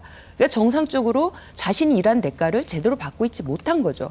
그렇기 때문에 선진국 수준의 우리 이미 OECD국이에요. 선진국 수준의 임금 체계, 그래서 그런 수당의 어떤 별도의 체계가 아니라 통상 임금 체계 안에 그걸 포함할 수 있게끔 하는 임금 체계, 고정적인 어떤 임금 체계를 갖자고 하는 게 통상 임금법을 제정하고자 하는 취지이기 때문에 뭐 우리나라의 지금 복잡한 체계를 봐야 된다라고 얘기하시는 거는 이제 그간의 실태를 좀 외면하시는 것 같습니다. 그리고 더 나아가서는 이렇게 통상임금이 늘어나면요. 아까도 말씀드린 것처럼 경제활성화 내수 진작의 효과도 있을 뿐만 아니라 사실 정부 입장에서도 근로자들이 소득이 늘어나면 세금을 더 내게 됩니다. 세금을 더 내면 그 더 낸 세금을 가지고 국가가 할 수 있는 일이 생깁니다. 우리 사회에 지금 보호받지 못하고 있는 비정규직 노동자들의 사회 안전망 체계, 늘어난 근로소득대 가지고 할 수 있습니다. 또 실질 소득이 늘어나면 우리 노동자들이 사회보장보험료 더 내게 됩니다. 그거 가지고 사회보장보험의 사각지대에 있는 우리 비정규직 노동자라든지 취약계층 이런 분들의 사회 안정망을 늘려가는 일에도 돌아갈 수 있습니다. 이게 바로 우리 사회가 돌아가는 구조이거든요. 근데 그걸 꽉 막고 있는 게 이제 앞서 계속 말씀드린 이 경제민주화를 가로막고 있는 재벌에 너무 지나치게 모든 것이 편중되어 있었던 이 문제를 해결하는 한 과정에 저는 통상임금을 정상화하는 그게 아주 중요하게 놓여 있다 이렇게 생각합니다. 네, 홍 의원 말씀해 주시죠. 네, 지금 정부에서 이 통상임금 문제에 대해서 저는 문제를 호도하고 있다고 생각을 합니다. 여기도 갑을 관계가 있습니다. 그러니까 사용자와 노동조합인데 노동조합에게 이 단체협약을 통해서 통상임금은 이런 거다라고 이렇게 강제로 규정을 하는 겁니다. 그런데 이번 대법원 판결의 의미는 뭐냐면 근로기준법보다 열악한 그러한 노사협약은 무효라고 하는 것이 이번 대법원 판결의 취지입니다. 그러니까 노사정 협의를 한다고 할지라도 근로기준법에 맞지 않게 노동자에게 불리하게 통상임금을 그런 식으로 정의한다는 것은 그것은 불법이다. 이렇게 얘기하는 겁니다. 그런데 정부가 지금 마치 노사정 협의를 통해서 이걸 합의하면 좋지 않느냐. 국민들이 들으실 땐 굉장히 좋으신 얘기죠. 하지만 바로 이렇게 근로기준법에 맞지 않는 노사정 협의는 무효라고 하는 이게 대법원 판결인데 그 조금 말씀드린 대로 국민들이 열악한 노동자들이 조금 더 이미 노동을 했고 대법원은 주라고 하는 건데 그걸 안 주기 위해서 정부가 이런 핑계대고 저런 핑계대고 실태 파악을 해야 된다고 그러고 이렇게 노사정 협의를 해야 된다고 하는 것이 저희는 안타까울 따름입니다. 네, 이상규 의원 토론해 주시겠습니까? 예. 그러니까 노사정위원회에서 해결해야 된다고 하는 것도 뭐 당연히 말이 안 될 뿐만 아니라 정부의 책임도 상당히 있습니다. 대법원 판결이 여러 차례 나왔고요. 근로기준법을 있는 그대로 해석을 하면은 일률적, 고정적, 정기적으로 지급하는 것은 명칭여에 상관없이 전부 다 통상임금이 되는 겁니다. 그런데도 불구하고 노동부의 지침에 따라서 사업가들은 이렇게 얘기합니다. 기업가들이. 노동부 지침을 따랐을 뿐이다. 그러니까 노동부 지침이 잘못됐다라고 얘기하는 거거든요. 안종범 의원께서는 그렇게도 행정부의 역할이 중요하다고 얘기를 하셨지만 결국은 공정위 그리고 노동부 제대로 공정한 거래 관리하지 못했고 노동자를 위한 그런 행정 활동을 하지 못했던 겁니다. 저는 그 점에 대해서 새누리당이 좀 반성하고 좀 새롭게 해야 되는 것이 아닌가 다시 한번 촉구합니다. 네, 지금 김재남 의원 시간이 약 40여 초 네, 남았는데요. 더 쓰시겠습니까? 얘기하겠습니다. 아마 많은 국민들께서 이게 브라질의 룰라 전 대통령 기억하실 텐데요. 굉장히 어려운 나라였습니다. 네, 룰라 대통령이 빈민구제 정책을 하는데 가장 기본적으로 한 게 최저임금을 50% 이상 확 올리는 거였습니다. 그렇게 해서 뭔가 이 경제가 어려워진 게 아니라 그걸 통해서 1,200만 개 일자리가 늘어났고 실질적으로 빈곤율 11%를 올리는 그런 성과를 냈습니다. 굉장히 성공적인 사례였던 거죠. 그러니까 결국은 지금 정부가 해야 될 것은 가장 취약하게 아래에 아주 밑바닥에 있는 이것을 올리는 겁니다. 임금이 정상적이지 않으면 그걸 정상 수준으로 올리는 것, 이런 것에 이제 지금 통상임금의 의미가 있다 생각이 들고요. 말씀하신 것처럼 정규직 노동자들에게 일정의 혜택이 돌아갈 수 있습니다. 그건 우리가 정규직 노동자들과 비정규직 노동자들이 서로 연대 기금을 조성해서 네. 서로 연대하는 방안 속에서 또 해결 방법을 네, 함께 시간이 찾을 수 다 있겠습니다. 됐습니다. 말씀 잘 들었고요. 지금까지 통상임금에 대해서 각 당의 입장과 해법을 들어봤습니다. 다음 주제로 넘어가도록 하겠습니다. 최근에 모든 국민들이 경제가 참 어렵다고들 이런 말씀 많이 하는데요. 이번에는 경제 활성화 해법에 대한 토론을 시작하겠습니다. 제가 먼저 공통 질문을 드리도록 하겠습니다. 우리나라는 지난해 3분기부터 올해 1분기까지 3분기 연속 1%대의 저성장을 보이고 있고요. OECD는 지난달 말 우리나라의 금년 경제 성장률 전망치를 2.6%로 하향 조정하여 발표했습니다. 이러한 장기적인 저성장 현상은 외환 위기와 금융 위기를 제외하면 사상 초유의 상황인데요. 각 당에서는 이와 같은 위기를 극복하고 경제를 활성화하기 위해서 어떤 방향의 정책과 해법을 갖고 있는지 말씀해 주시기 바랍니다. 답변 시간은 1분입니다. 먼저 민주당 홍종학 의원께서 말씀해 주시겠습니다. 네, 경제가 여전히 어려움에서 빠져나오지 못하고 있습니다. 이 새 정부가 출범해서 좀 나아질까 그랬는데 여전히 재벌과 부자 편만 들고 있어서 속상하신 데다가 또 서민들 도울 생각은 안 하고 누구도 알 수 없는 창조 경제 얘기만 하고 있으니까 더 답답하시죠? 저희도 마찬가지입니다. 경제가 어려운 건 내수가 살아나지 않기 때문이죠. 내수가 살지 않는 이유는 뭡니까? 간단합니다. 서민들이 돈이 없기 때문에 그렇죠. 그러니까 정부가 일자리 만들고 서민 지원하는데 거기다 정부가 가지고 있는 재원을 다 쏟으면 그러면 서민들이 주머니가 두둑해질 것이고 그러면 소비가 늘어날 거 아니겠습니까? 이 너무나 간단한 원리를 지금 정부는 외면하고 있습니다. 누구를 위한 정부일까요? 이것이 바로 저희 민주당이 생각하는 것이 서민을 도와서 경제를 살린다. 이것이 민주당의 정책입니다. 네, 이번에는 새누리당 안종범 의원 답변 듣겠습니다. 네, 우리 경제 너무 어렵습니다. 8분기 연속 0%대 성장을 계속하고 있습니다. 우선 이와 같이 어려울 때는 우리 서민들이 제일 힘듭니다. 그래서 우선 경제를 살리기 위해서는 먼저 가계부채 문제부터 바로 잡아야 됩니다. 그래서 지난 총선 대선 때부터 공약했던 것을 실현을 했습니다. 그게 바로 국민행복기금입니다. 여러 연체에 굉장히 고통을 받고 있는 우리 서민들을 위해서 지금 현재까지 신청받아서 혜택을 드린 분이 약 12만 명 정도 계십니다. 이제 더 확대할 겁니다. 그래서 이제 내수도 진작이 될 겁니다. 더 근본적으로는 앞으로 중장기적으로 우리 먹거리를 찾아야 된다. 성장 방식을 새롭게 찾아야 됩니다. 과거식의 성장으로는 일자리도 늘지 않고 성장도 지속할 수 없습니다. 그래서 내놓은 게 창조경제입니다. 어렵다고 말씀하셨는데 차분하게 한번 보십시오. 그동안의 성장 방식하고 다릅니다. 우리가 가지고 있는 많은 아이디어를 가지고 새롭게 우리가 성장할 수 있는 구도를 만든 겁니다. 시간이 있으면 나중에 더 말씀드리겠습니다.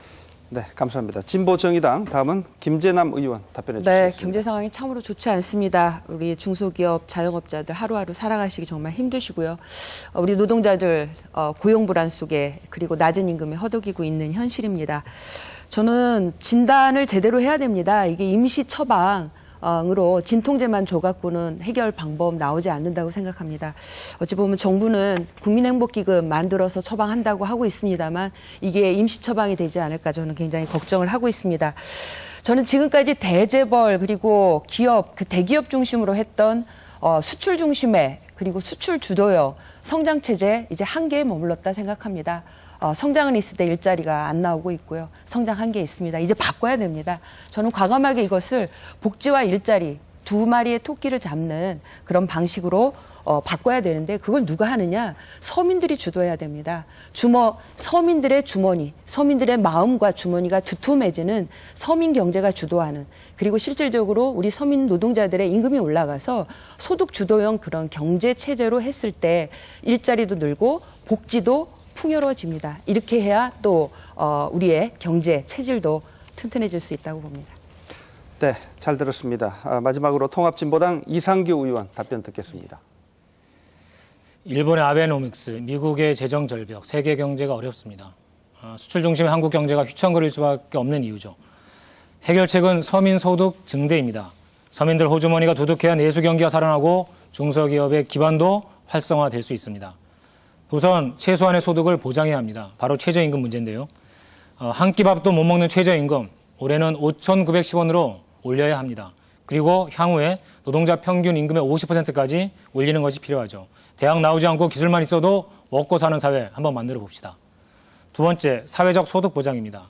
사회보장 재원은 공평과세를 통해 마련할 수 있습니다. 조세 피난처로 880조가 새어나갔습니다. 무자료 거래도 잡아야 되겠지만 알짜배기는 재벌과 권력자들의 탈세, 검은 돈입니다. 마지막으로 일자리 창출입니다. 노동시간 단축으로 일자리 나누기, 공공부문 일자리 선도, 통일경제, 신성장 동력으로 블루오션 개척해 나가겠습니다. 네 분 답변 잘 들었습니다. 다시 자유토론 시작하겠습니다. 이번에는 토론자 한 분당 총 2분 30초의 발언 시간이 주어져 있습니다. 그러면 첫 발언은 순서에 의해서 민주당 홍종학 의원부터 말씀해 주시기 바랍니다. 네, 제가 국회에 들어가서 여러 가지 통계를 발굴을 해냈습니다. 지금 국민들에게 잘 안 알려진 사실이 하나 있습니다. 저는 언론이 왜 이런 걸 보도 안 하는지 이해할 수가 없습니다. 이명박 정부 5년간 우리 경제 성장률이 평균 2.9%였습니다. 그 5년간 실질임금 증가율, 형편이 좋은 5인 이상 상용 근로자 업체의 실질임금 증가율은 0.2%입니다. 5년 전에 비해서 실질임금 전혀 늘지 않았습니다. 정부는 이런 거에 대해서 얘기를 하지 않고 있습니다. 저는 안종범 의원님께 질문을 드리고 싶습니다. 성장을 하면 뭐 합니까? 임금이 안 오르면 노동자들에게 혜택이 되지 않는 성장, 누구를 위한 성장입니까? 질문을 드리고 싶습니다. 네, 아까 제가 성장 이야기하면서 우리가 그동안 해왔던 성장 방식으로는 고용이 창출되지 않고 지속적으로 성장이 힘들다고 말씀을 드렸습니다. 제가 창조경제 말씀드리는 거는 우리의 어떤 강점이 과학기술과 IT에 있습니다. 그와 같은 것들을 융합해서 새로운 어떤 부가가치를 창출하고 없던 시장을 만들어낼 수가 있습니다. 가능합니다. 어떻게 가능하냐? 많은 우리 청년들이 창업을 통해서 가능합니다. 과거에는 창업했다 실패하면 끝이었습니다. 이제는 창업했다 실패하더라도 그 실패에 대한 코스트는 서로 나눠가지고 정부가 지고 해서 새롭게 재도전할 수 있는 시스템을 만들면은 우리는 분명히 강국이 됩니다. 제가 예만 한 가지 들겠습니다. 많이들 사용하신 내비게이션이 있습니다. 그 내비게이션은 바로 창조경제의 중요한 사례입니다. 정부가 독점하고 있던 지리 정보를 공개했습니다. 거기에 GPS라고 하는 IT 기술이 접목이 됐습니다. 그래서 어떻게 됐습니까? 자동차에 갔습니다. 그래서 이제 거의 엄청난 시장이 됐습니다. 일자리가 상당히 많이 생겼고 앞으로도 15만 개 이상이 생깁니다. 그와 같이 자동차에 갔던 게 이제는 스마트폰으로 그것이 갔습니다. 끊임없이 번식하고 늘어나는 시장이 됐습니다. 이제는 그래서 우리가 일자리가 늘어나고 새롭게 성장을 할 수 있다는 가능성을 우리가 활용을 하자는 게 바로 창조경제입니다. 지금 임금 인상률 작았다라고 이야기하는데 그건 반드시 바로잡아야 됩니다. 그렇지만 적어도 우리가 성장하는 새로운 어떤 패러다임을 바꿨을 때 우리 미래가 있고 새로운 지속적인 성장이 가능하고 일자리가 만들어져야 된다는 점은 분명한 것입니다. 보충 질문을 드리겠습니다. 네. 제가 드린 질문이 바로 그겁니다. 창조경제 하면 우리 140만 원도 못 받는 960만에 943만 명의 우리 서민들 임금 높아집니까? 그 답변에 네, 말씀해 질문을 주시죠. 드리겠습니다. 아까 제가 예를 든 내비게이션 말씀드리겠습니다. 공간정보 산업이라고 작년에 우리가 산업 분류로 새로 만들었습니다. 10년 전에는 전혀 없던 시장입니다. 일자리가 생겼습니다. 상당히 많은 부가가치가 창출이 되고 우리 근로자들이 많은 임금을 받고 있습니다.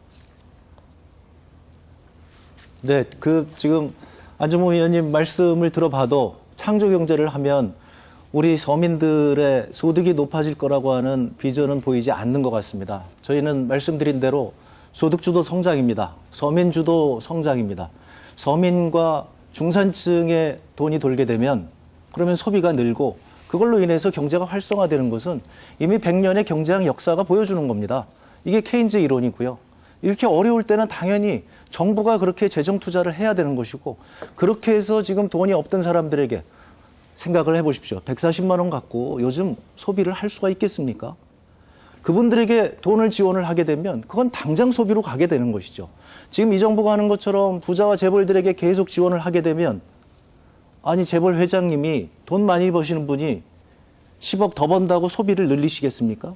저는 정부의 정책은 아주 잘못됐다고 생각을 합니다. 네. 경제 활성화 해법 이상규 의원. 정책 관련해서 그 구체적인 사례를 하나 좀 말씀을 드리자면 지난 추경 예산을 들 수가 있습니다. 17조 3천억 원이었는데요. 17조 3천억 원을 푸는 게 아닙니다. 그중에 12조는 작년에 세입 추계를 잘못해갖고 그 손실을 메꾸는 거였습니다. 실제 푸는 거는 5조 3천억에 불과하죠. 정부에서는 이거 중에서 일자리, 민생 3조라고 얘기를 했는데 일자리 창출 예산이 얼마인지 기재부 장관한테 확인해 봤습니다. 3,500억이었습니다. 3,500억 중에서 직접 일자리 창출에 들어가는 예산은 1,300억이 지나지 않았습니다. 이게 도대체 뭡니까? 그러니까 간단한 숫자 노름으로 국민들을 오히려 현혹하고 정말 필요한 일자리 창출 하나도 하지 않았다는 거죠. 경제 활성화? 아니, 그 소득 증대? 전혀 상관없이 추경 예산을 책정한 겁니다. 저는 지금 박근혜 정부가 어떤 생각으로 이 대한민국 경제를 이끌어갈지 창조경제 세간에서 가장 알쏭달쏭 알 수 없는 것 3개 중에 첫 번째로 다 꼽습니다. 저는 이 문제에 관련해서 새누리당이 오히려 국민들 속에 들어가서 현장의 이야기를 들어야 되는 것이 아닌지 다시 한번 당부드립니다. 네. 네. 김재남 의원. 네. 저는 하여튼 박근혜 정부가 우리 한국 경제가 이렇게 중병에 걸려 있는 것을 잘 못 보는 것 같습니다. 인정하지 않는 것 같고요. 정확하게 진단하지 못하고 있다 이렇게 생각이 듭니다. 그러다 보니까 자꾸 뭔가 진통제 처방만 하려고 한다 이런 생각이 들고요. 저는 대표적인 사례가 지난 4월에 있었던 그 부동산 대책이라고 보는데요. 그러니까 부동산 대책이 경기 활성화 대책으로 나왔습니다. 85만 평방미터 그리고 6억 원 이하의 그 양도소득세를 감면해줘서 그러니까 아주 과거 했던 방식 똑같은 거죠. 부동산 경기를 활성화해서 결국은 이게 경기 부양으로 나아가고 뭔가 서민들에게 도움이 될 거라고 하는데 사실 이게 서민들한테 도움이 돼서 서민들의 경기가 살림살이가 나아졌다? 이런 소리 지금 듣지 못하고 있습니다. 이런 반복되는 실책들을 지금 계속 내놓고 있는 게 박근혜 정부의 이 경제 정책이다 이렇게 보고 있고요. 그렇기 때문에 저는 아까 복지와 일자리를 얘기했습니다. 과감하게 우리 노동자들 그리고 서민들의 실질 소득이 올라갈 수 있는 복지 정책 우선 해야 됩니다. 사회 공공 서비스 일자리 늘리는 정책 과감하게 시작해야 되죠. 이런 곳에 투자 더 많이 해야 됩니다. 그걸 비용으로 생각하면 안 된다고 생각합니다. 창조경제 얘기하면서 손에 잡히지 않습니다. 여전히 저는 국민들이 창조경제를 통해서 어떻게 우리 서민들의 주머니가 두둑해질지 알 수 없습니다. 국민행복기금 얘기했습니다. 가계부채 물론 탕감하는 거 중요합니다. 근데 왜 가계부채가 왜 생겼습니까? 국민들의 소득이 늘지 않기 때문입니다. 가계부채 탕감과 동시에 내놔야 되는 건 어떻게 우리 서민들의 주머니를 두둠하게 가계의 지출을 늘릴 수 있는 소득을 늘릴 건가 하는 그런 정책을 같이 내놔야 되는 거죠. 그런 것 없이 국민행복기금을 조성해서 가계부채를 탕감하는 이런 것으로 하는 거는 이거는 정말 임시적인 처방밖에 되지 않는다라고 판단하고 있습니다. 네. 부동산 대책이 나왔으니까 추가적으로 좀 말씀을 드리면 이게 이제 올 4월 부동산 대책, 작년 9월, 그 다음에 또 그 전에 3월 대책 다 똑같습니다. 취득세, 그 다음에 양도소득세 이거를 좀 감면해 주자라고 하는 건데요. 비과세 감면이 지금 이야기되고 있는 마당에 이런 그 땜질식 처방을 계속 내놓는 거 정말 안타깝고요. 이명박 정부 시절에 그 행정안정부에서 조사한 거에 의해도 이런 그 취득세나 또는 소득세를 일시 감면해 준다고 해서 거래 활성화되지 않는다라고 하는 것이 분명히 밝혀졌습니다. 그런데도 불구하고 재탕 삼탕한다. 그러니까 이거는 결국 그 경제에 대해서, 실물 경제에 대해서 잘 알지 못하는 상황에서 집값을 계속 유지하려고 하는 그런 정책 아니냐. 그러니까 오히려 서민들에게는 전혀 동떨어진 이런 정책이 되는 거죠. 추경 예산도 그래, 부동산 대책도 그래, 창조경제 뭔지 분명하지 않아. 도대체 뭘 하겠다는 건지 국민들은 궁금할 수밖에 없습니다. 네. 네. 안 의원님 말씀해 예, 주시죠. 시간이 많지 않아서 충분히 설명드릴 네. 수는 없는 것 같은데 아까 홍종학 의원님께서 임금 인상을 통해서 다 소득을 높여서 구매력을 창출하자 그러면 다 된다 그러는데 그렇게 간단한 게 아닙니다. 소득을 높이기 위해서 할 수 있는 많은 것들이 있습니다. 그래서 단기적으로 부동산이 더 이상 침체에 빠져서는 우리 경제가 도저히 살 수가 없고 소득이 나올 데가 없다라고 생각해서 단기적으로 부동산 대책을 세웠고 추경을 했던 겁니다. 그리고 금리, 한국은행은 금리도 인하했습니다. 할 수 있는 단기적인 정책은 다 했습니다. 이제 경제가 조금씩 살아날 기미도 보이고 있습니다. 그걸 통해서 우리가 드디어 경제 활성화에 뭔가 물꼬를 텄다라고 할 수 있다는 점에서는 어느 정도 그 인정을 할 수가 있다고 생각합니다. 네, 바로 시간이 다 됐습니다. 네, 민주당 제가- 홍종학 의원. 네. 네. 창조경제를 얘기하시는데 관치경제가 부활한다고 합니다. 관치경제하고 창조경제하고 이게 어울리기나 하는 얘기입니까? 그러니까 납득이 가지를 않고요. 그 부동산 정책도 그렇습니다. 지난 4월에 부동산 정책 나왔을 때 저희는 너무 놀랐습니다. 이것이 어떻게 부동산 활성화 대책이냐. 이것은 부자들을 위한 정책이다. 그래서 저희가 협상을 해서 네. 간신히 100만 가구 이상 혜택자를 늘리면서도 정부의 재원은 수천억을 저희가 줄였습니다. 이런 정책이야말로 경제 활성화 대책 아니겠습니까? 네. 지금 이상규 의원이 약 18초 정도 전 됐습니다. 남았습니다만. 네. 네. 제가 말씀드릴까요? 아, 네. 네. 조금 저희들 어떤 진보정이 다 갖고 있는 어떤 정책, 대책을 좀 중심으로 말씀드리고 싶습니다. 최저임금 올려야 됩니다. 현재 평균 임금의 한 30% 수준밖에 되지 않습니다. 50%까지는 늘려야 되지 않겠습니까? 그래야 지금 많은 분들이 지금 많은 의원들께서 얘기하시는 것처럼 그야말로 서민들의 주머니가 두툼해질 수 있는 기본길이다 이렇게 생각하고 있고요. 또 하나는 부동산 대책에 있어서는 정말 실질적으로 서민들이 집을 사야만 되는 이런 곳에서 벗어나야 되지 않겠어요?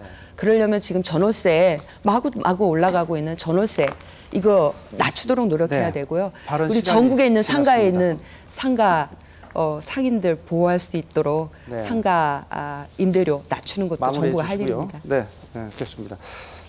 지금까지 경제 활성화 해법에 대해서 각 당의 입장을 자세히 들어봤습니다. 이번에 5번째 토론 주제는 고용 및 근로환경 문제입니다. 이번 주제 역시 국민 패널께서 해주실 텐데요. 김석수님, 네, 간단히 자기 소개해 주시고 질문해 주시죠. 서울시의 관악구에 사는 김석수입니다. 저는 청년층 두 자녀를 둔 가정주부입니다. 요즘 일자리를 찾지 못하는 청년층이 너무나 많습니다. 5월 통계청 통계에 따르면 청년 실업 7.4%나 된다고 합니다. 대학을 졸업하고 사회에 첫 출발을 하는 젊은이들이 일자리를 구하지 못하여 몇 년째 취업 준비를 하고 또 포기하는 젊은이들이 많습니다. 청년 실업 문제는 50대와 60대 학부모들에게 가장 큰 걱정거리인데요.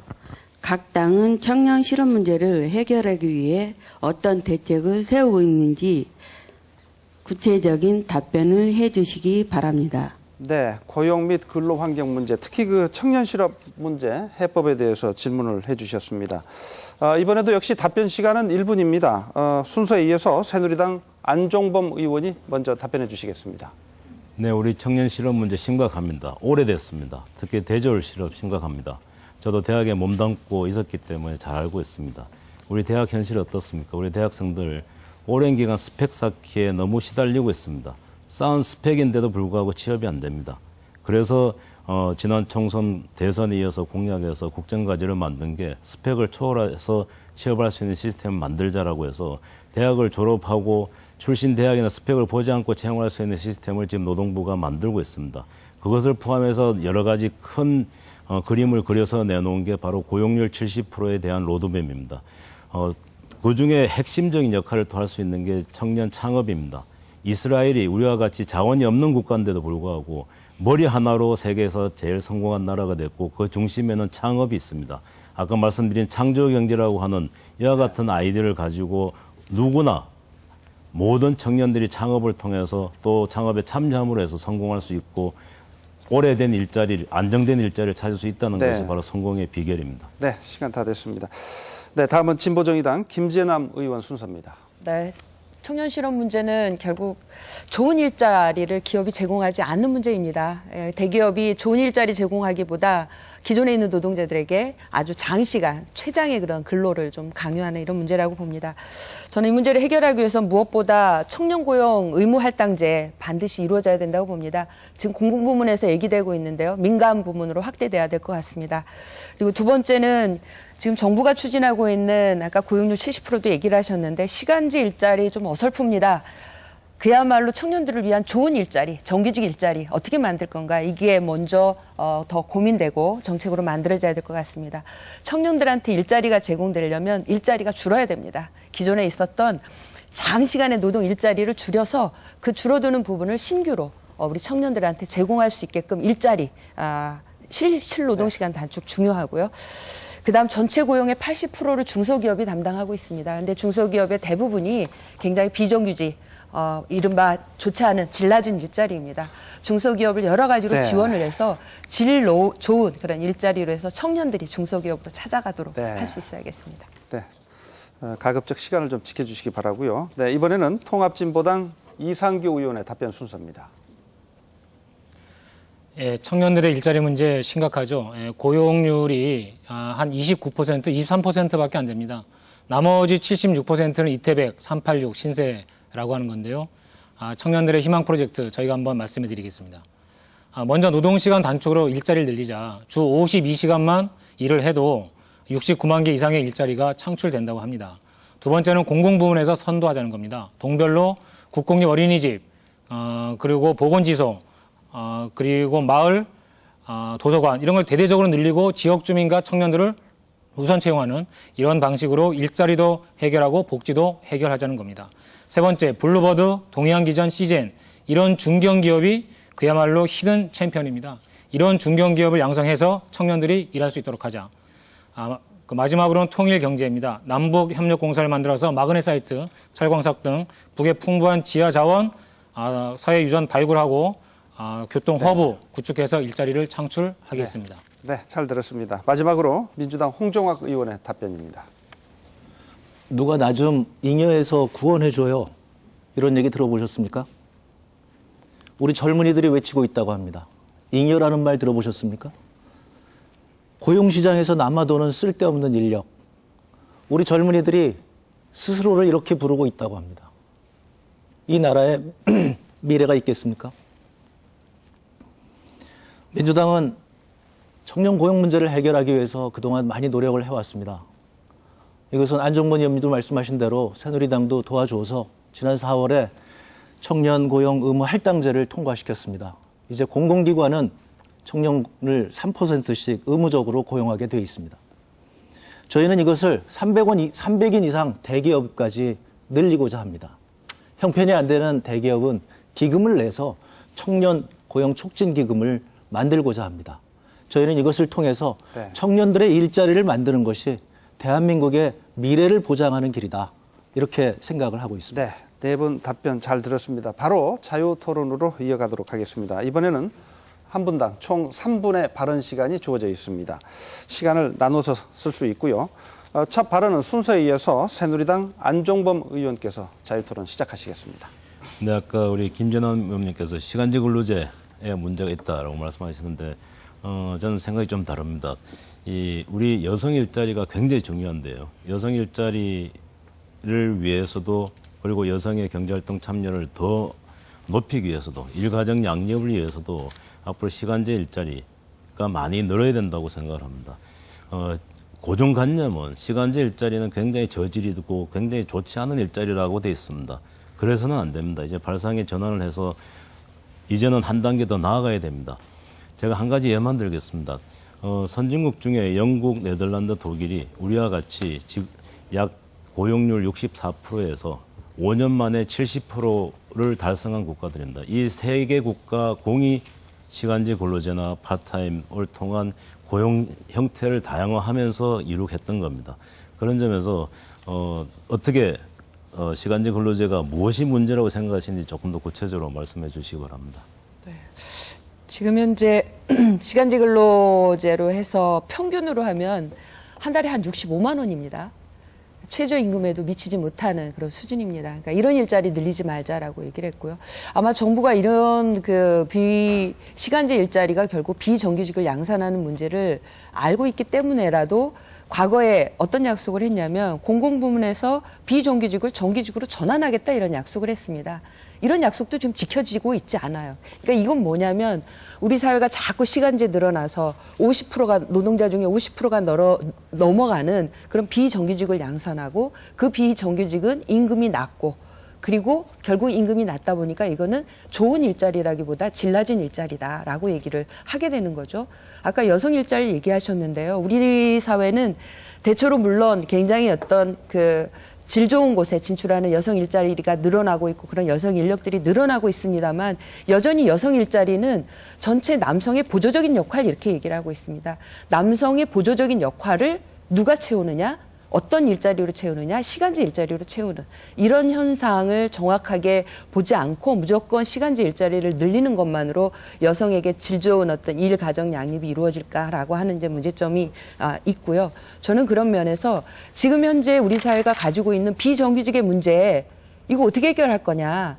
비정규직을 정규직으로 전환하겠다고 공공부문에서 하겠다고 하는 약속도 좀 이행하고 있지 않은데 갑자기 시간제 일자리라고 하는 그것도 2017년까지 굉장히 많은 수의 시간제 일자리를 늘리겠다고 하는 또 하나의 폭탄을 우리 사회에 확 던져버렸을 때 우리 사회가 자칫 또 한번 굉장히 사회 갈등을 겪지 않을까 하는 우려를 굉장히 갖고 있습니다.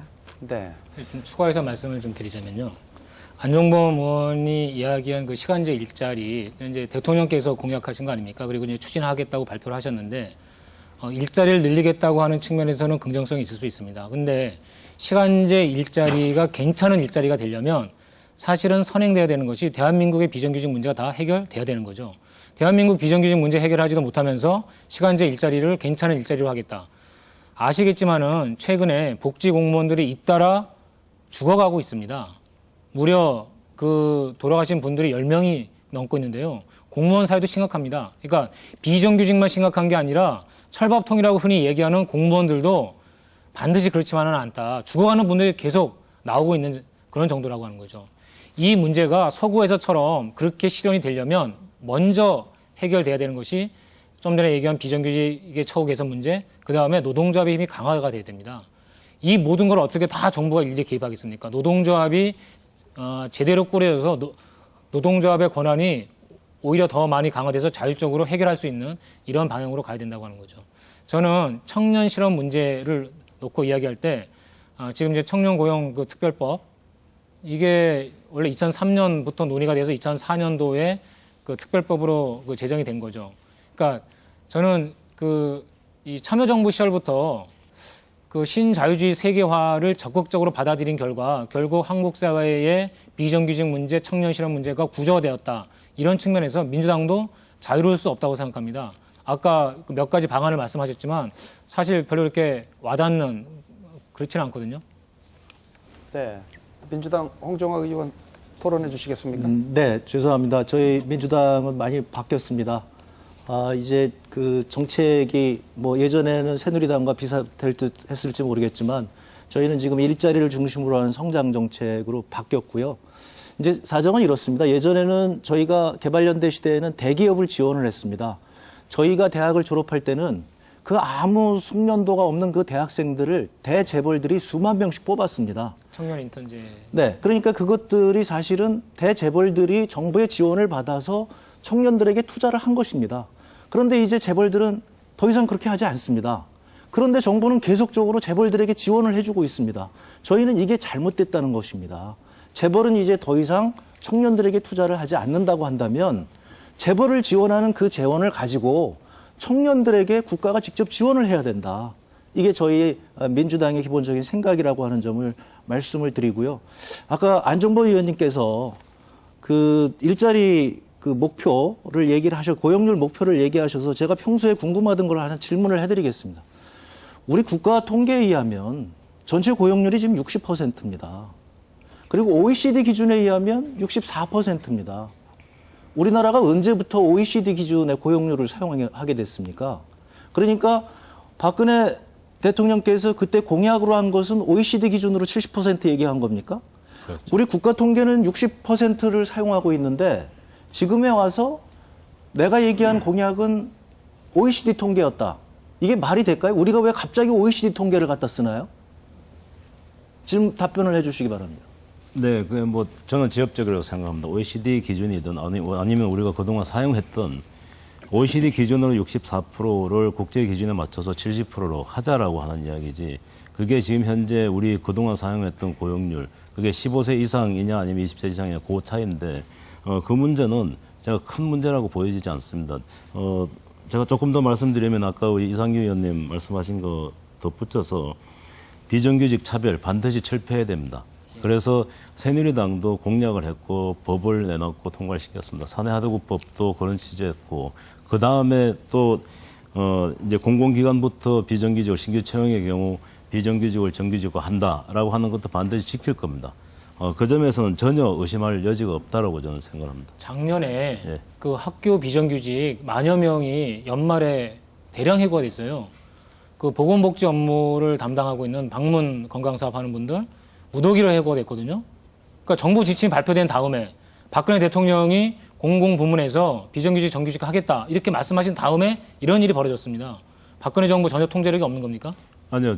공약을 한 것은 신규 채용의 경우 반드시 정규직으로 하겠다라고 이제 이야기를 한 거고요. 그 점은 반드시 바로 잡을 겁니다. 아니죠. 정부 지침은 그전에도 2년 이상 상시 지속적 업무인 예. 경우는 정규직화 하겠다. 예, 맞습니다. 그런데 그렇게 하지 않는다는 겁니다, 지금. 예, 자꾸 실태 말씀하시는데 이미 이런 실태가 전국 곳곳에서 벌어지고 있습니다. 아니 이걸 그냥 두고서 시간제 근로제 이거 해야 무슨 소용이 있습니까? 저는 자꾸 조삼모사 해서는 안 된다. 진정성 있게 정말 다가가야 된다. 현장으로 좀 가보셔라. 네, 시간제 근로제 문제는 기존의 비정규직의 문제 한꺼번에 보는 것은 맞습니다. 그렇지만 시간제 근로자가 앞으로 우리의 고용 창출이나 고용률을 높이는 데 핵심적인 역할을 하고 여성의 일자리를 많이 만드는 데 굉장히 중요한 역할을 하기 때문에 적어도 차별을 철폐한다는 근거 하에서 양질의 질 좋은 우리의 시간제 일자리를 많이 만드는 것은 변함이 없는 겁니다. 작년에요. 성인지 예산을 정부 51개 부처 중에서 17개나 성인지 예산을 편성하지 않았습니다. 여성 일자리 말씀하시는데요. 정부에서부터 반성해야 될 점 한두 가지가 아닙니다. 안정권 의원이 그렇게 말씀하신다면 정말 이번 집권 여당으로서 행정부와 제대로 이 문제 풀어나가기를 다시 한번 촉구드리고 제가 이거는 하나하나 점검해 나가도록 하겠습니다. 네. 김재남 의원, 네. 홍종학 의원 시간이 좀 남았는데요. 저는 하여튼 제가 또 여성이기 때문에 여성들에게 양질의 일자리 제공하는 거 정말 좋다고 생각합니다. 근데 우리 현실은 그렇지가 않거든요.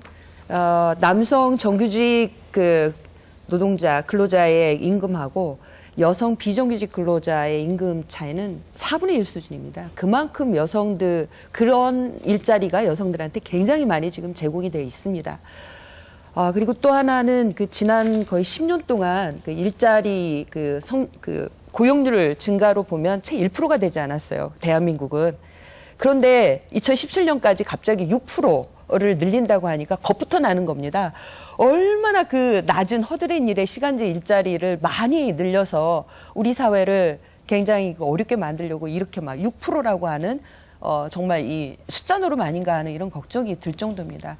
그러니까 지난 10년 동안 고용률이 왜 1%도 되지 않았는가.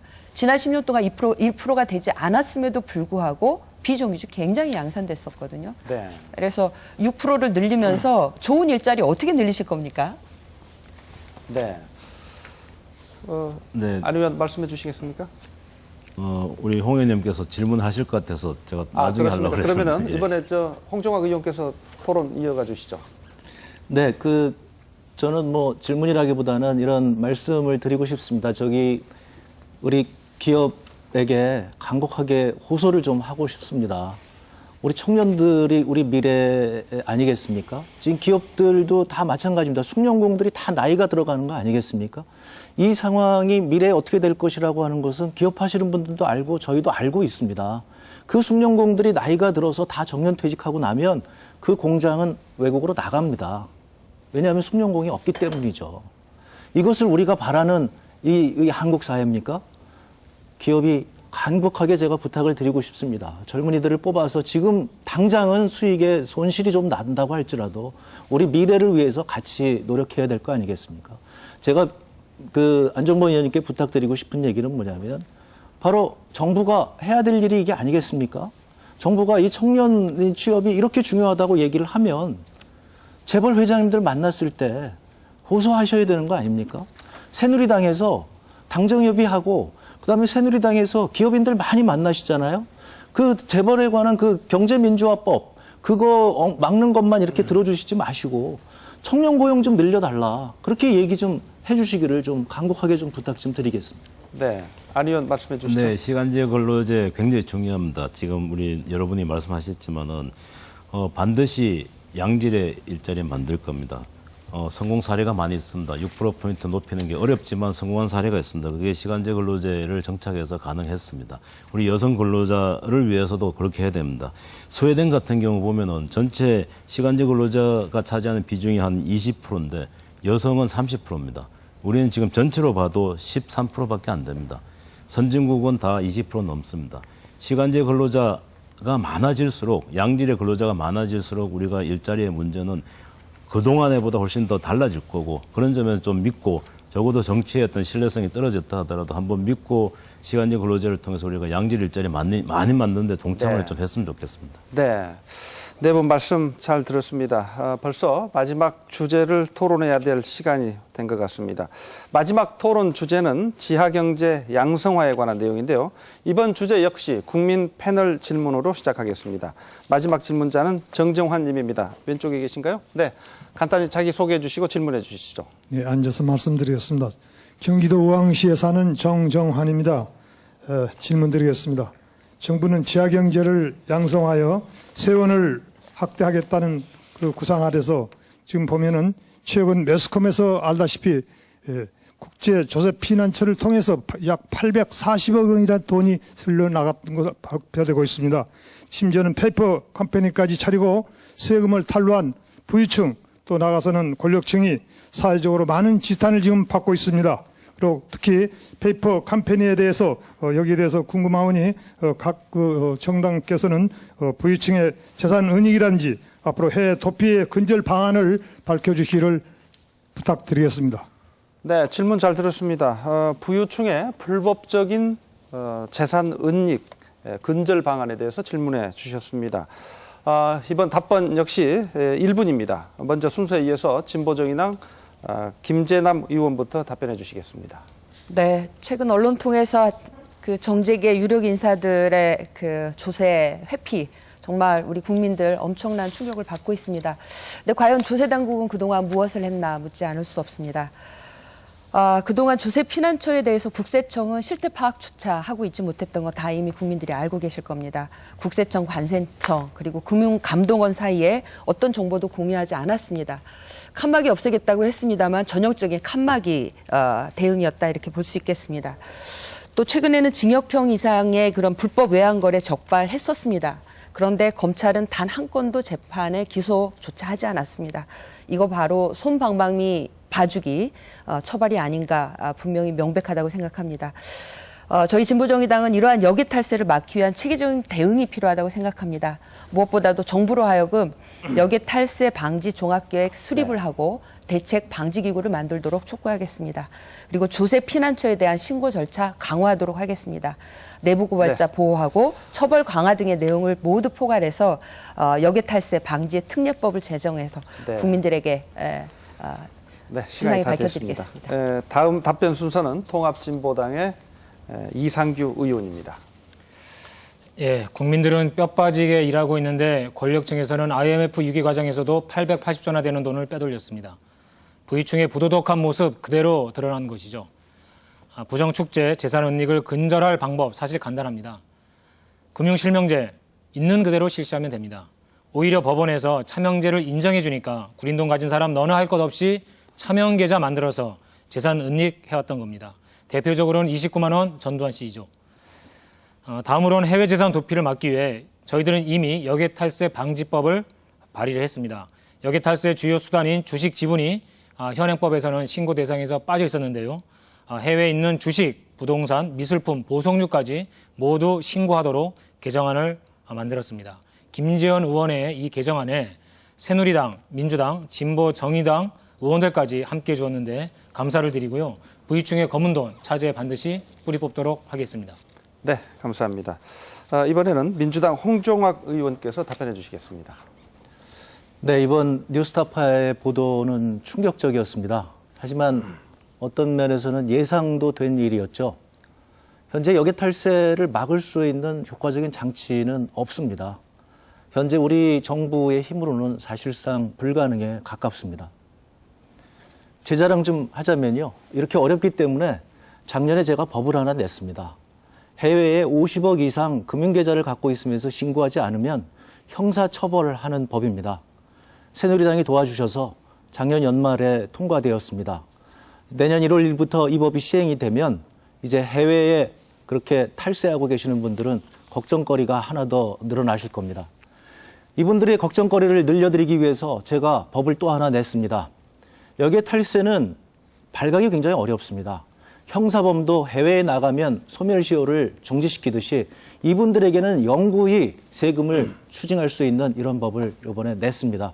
새누리당에서 협조해서 통과시키도록 그렇게 요청을 드리겠습니다. 네, 마지막으로 새누리당 안종범 의원 답변 순서입니다. 네, 지하경제 양성화 반드시 해야 됩니다. 공약도 있고 국정과제에도 핵심으로 포함되어 있습니다. 근데 지하경제 양성화 과거식으로 하면 안 됩니다. 국세청이 양성한다고 세무조사만 강화해서는 안 됩니다. 보다 중요한 거는 많은 정보를 활용하는 겁니다.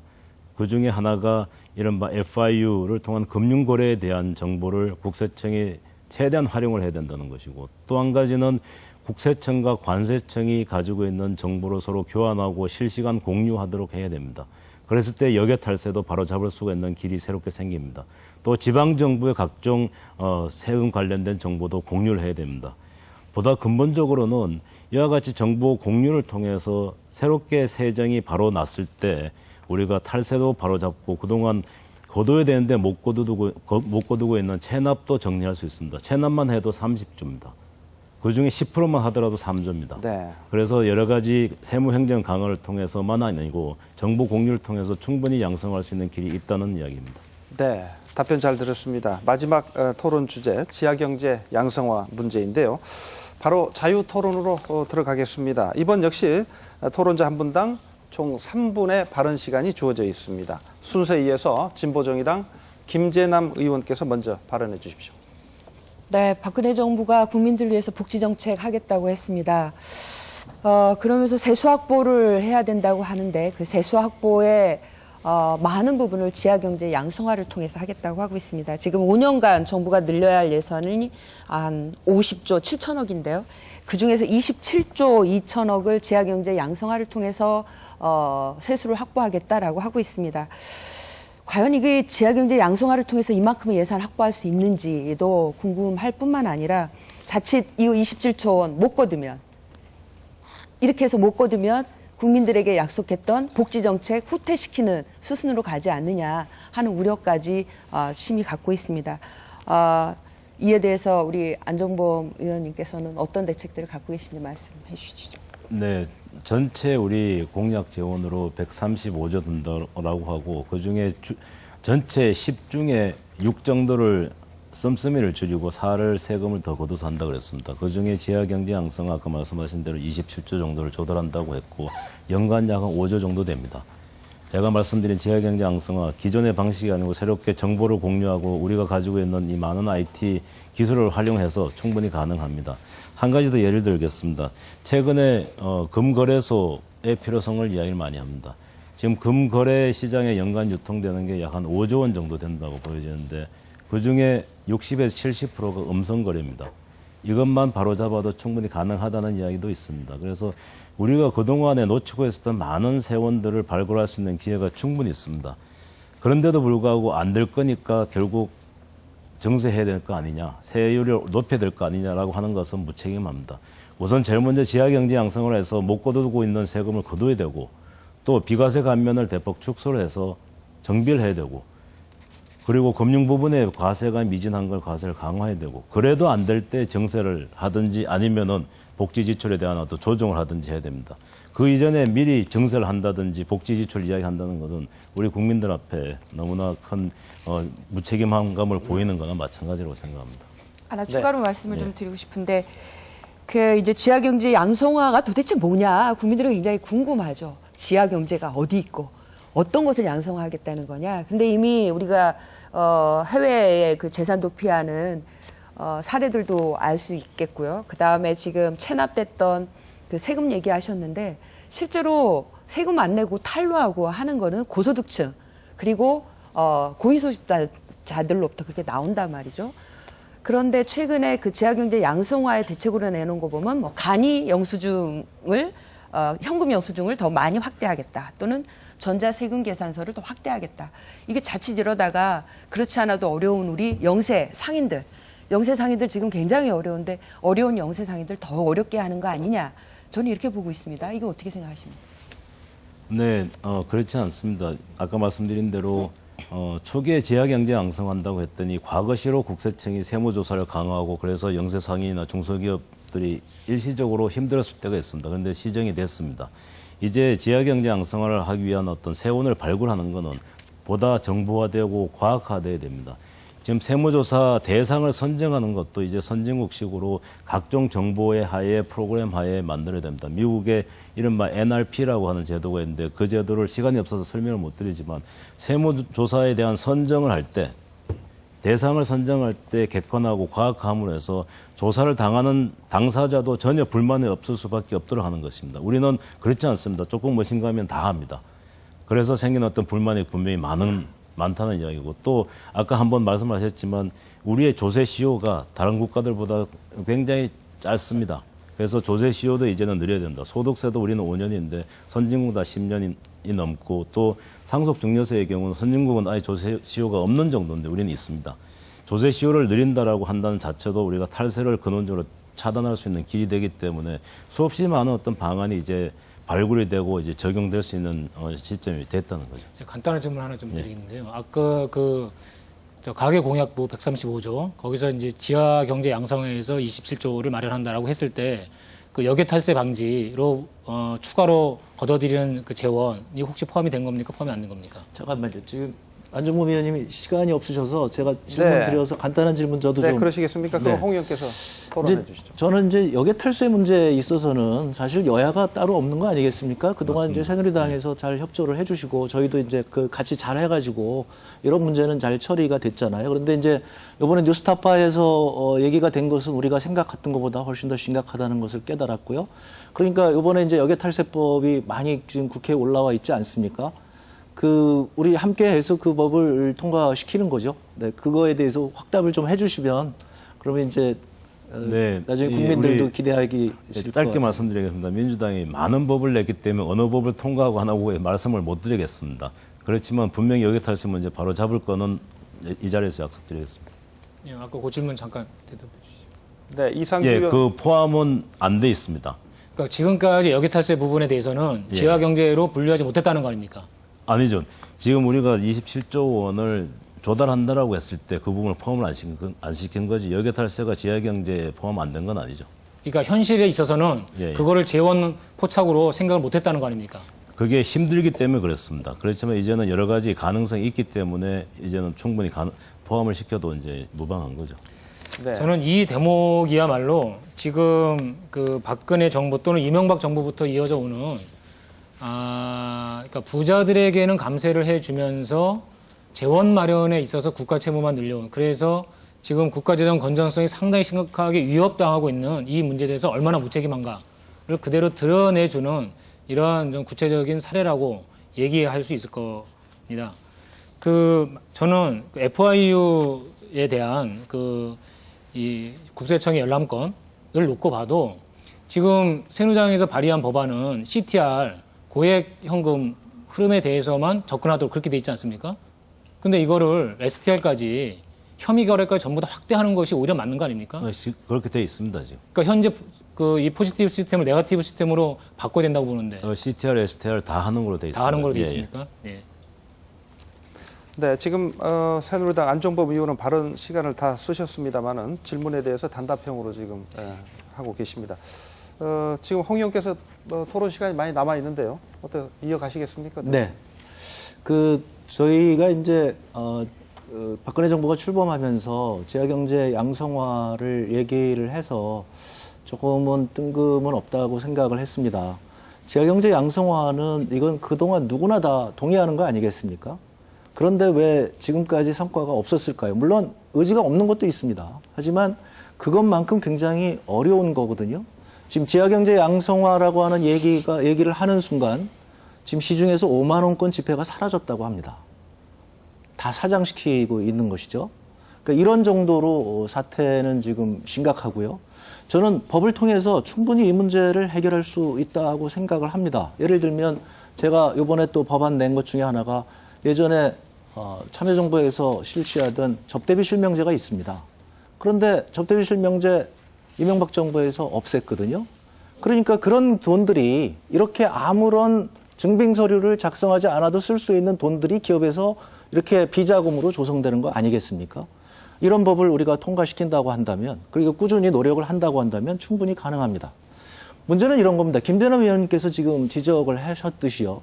저도 이게 걱정이 되어서 지난번에 국세청에서 업무보고 받을 때 제가 국세청장에게 간곡하게 부탁을 드렸습니다. 지하경제 양성화가 서민들에게, 자영업자들에게 부담이 되어서는 안 된다. 제가 약속까지 받아냈습니다. 금년 연말에 과거하고 다르게 자영업자와 서민들의 세무조사가 늘어났는지 제가 검토하겠다고 보고하라고 국세청장에게 얘기했습니다.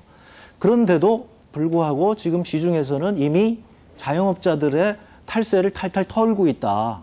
이런 소문이 지금 돌고 있는 겁니다. 이런 불안감을 저는 해소를 시켜줘야 되는 게 정부의 책무라고 생각하고요.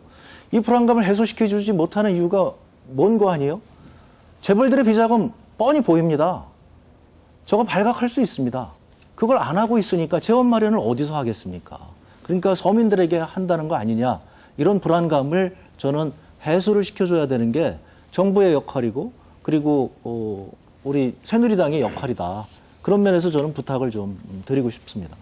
네, 이상규 의원이 토론 시간이 좀 많이 남았는데요.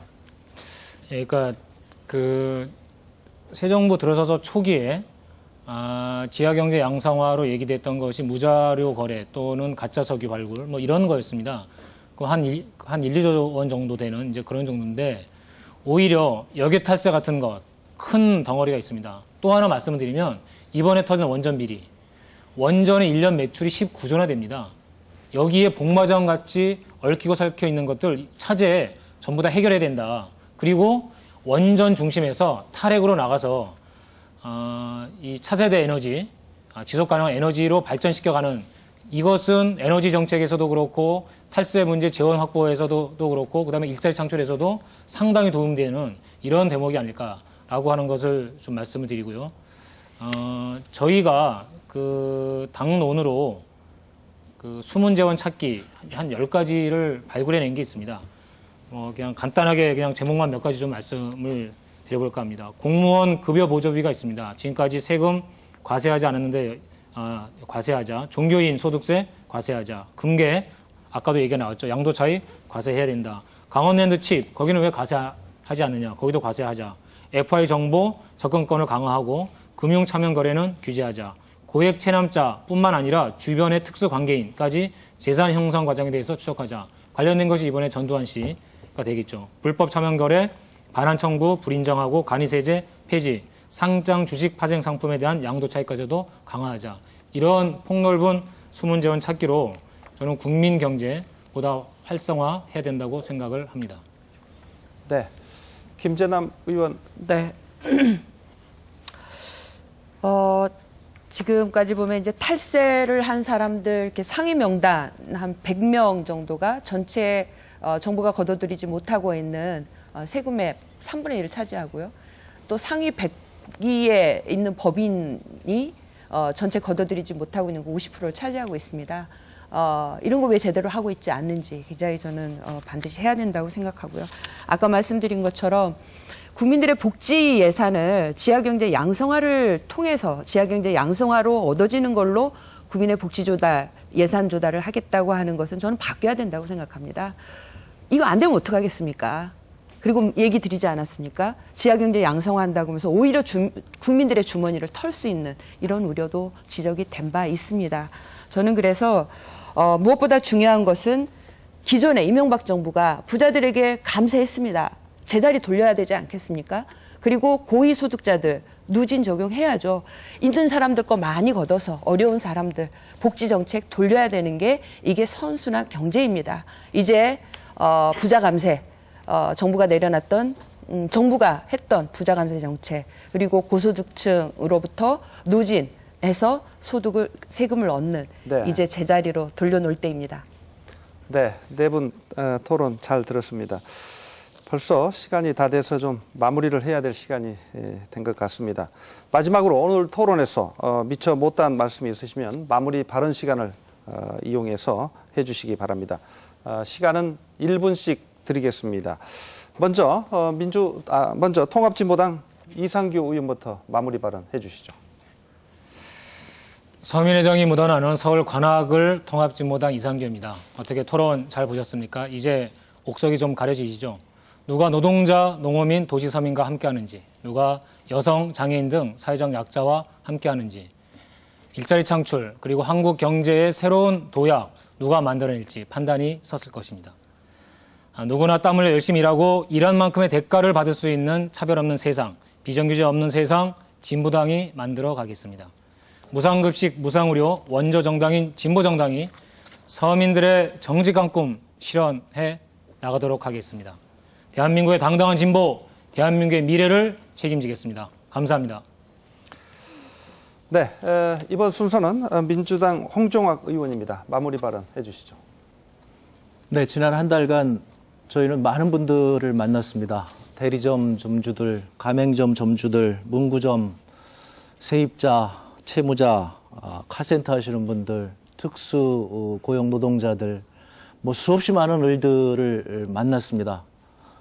그분들을 만나면서 그 너무나 어려운 우리 서민들의 삶을 다시 한번 보게 됐습니다. 이번 6월 달에 을들을 위한 입법을 반드시 통과시키도록 저희가 노력을 하겠습니다. 국민 여러분께 너무나 죄송합니다. 우리 민주당이 잘 못해서 이렇게 여러분들이 삶에 이렇게 처참하게 되어 있는 것을 방치하고 있다는 생각을 저희가 지울 수 없었습니다. 다시 한번 죄송하다는 말씀드리고 그래도 진정성을 가지고 이번 6월 국회에서 또다시 새누리당에게 또 호소를 하겠습니다. 그래서 그 을들 중에서 한 분이라도 혜택을 받을 수 있도록 저희가 최선을 다하도록 하겠습니다. 네, 감사합니다.